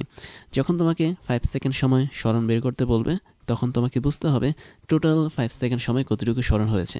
তাহলে দেখো এটা 1 second, 2 second, 3 second, 4 second, 5 second. তার মানে 5 সেকেন্ড সময় টোটাল যে সরণটা হয়েছে সেটা হচ্ছে এ থেকে শুরু করে একদম এফ পর্যন্ত। তার মানে এ থেকে শুরু করে এফ পর্যন্ত যে সরণটা এটা হচ্ছে 5 সেকেন্ড সময় সরণের মান। বাট তোমাকে যদি বলে পঞ্চমতম সেকেন্ডে সরণ কত, আমি এখানে তমটাও লিখে দিচ্ছি, তখন তোমাকে বুঝতে হবে এখানে আমাকে বলেছে যে জাস্ট এতটুকু সেকেন্ড সময় সরণটা কত হয়েছে। পঞ্চমতম বলতে আমরা কি বুঝবো? আমরা বুঝবো 5 সেকেন্ড সময়ের সরণ মাইনাস হচ্ছে 4 সেকেন্ড সময়ের সরণ। তার মানে 5 সেকেন্ড সময় যতটুকু সরণ হয়েছে এবং 4 সেকেন্ড সময় যতটুকু সরণ হয়েছে বা অতিক্রান্ত দূরত্ব হয়েছে তাদের বিয়োগফলটাই হচ্ছে কি আমাদের ই থেকে অ্যাপ পর্যন্ত মান। তার মানে ই থেকে অ্যাপ এতটুকু ডিস্টেন্স বা দূরত্বটাই হচ্ছে কি পঞ্চম সেকেন্ড সময় যে সরণটা হয়েছে সেটা। তাই আমরা যেটা দেখেছিলাম সেটা হচ্ছে দূরত্বের জন্য আমরা কি দেখেছি, যে আমরা দেখেছিলাম যে প্রথম ক্ষেত্রে দূরত্ব যদি হয় ধরো এক্স পরিমাণ, দ্বিতীয় ক্ষেত্রে দূরত্ব হবে কত 3x, তৃতীয় ক্ষেত্রে আমাদের দূরত্ব হবে 5x, পরেরটার দূরত্ব হবে 7x এবং পরেরটার দূরত্ব হবে অবশ্যই 9x। তার মানে পঞ্চম সেকেন্ড সময় আমাদের দূরত্বটা শুধুমাত্র 9x হিসেবে কাজ করবে। আর 5 সেকেন্ড সময় যে দূরত্বটা সেটা কাজ করবে x plus 3x plus 5x plus হচ্ছে 7x প্লাস 9x, এই টোটালটা যোগফল হিসেবে। এবং এই দুটো অতিক্রান্ত দূরত্ব যেহেতু আলাদা, এদেরকে আলাদা আলাদা সূত্র দিয়ে বের করা যায়। আমি সূত্র দুটো তোমাদেরকে দেখাচ্ছি। প্রথম সূত্রটা হচ্ছে 5 সেকেন্ড সময়ের জন্য, তার মানে সূত্রটা এরকম, টি সেকেন্ড সময়ের জন্য যে সরণটা হবে,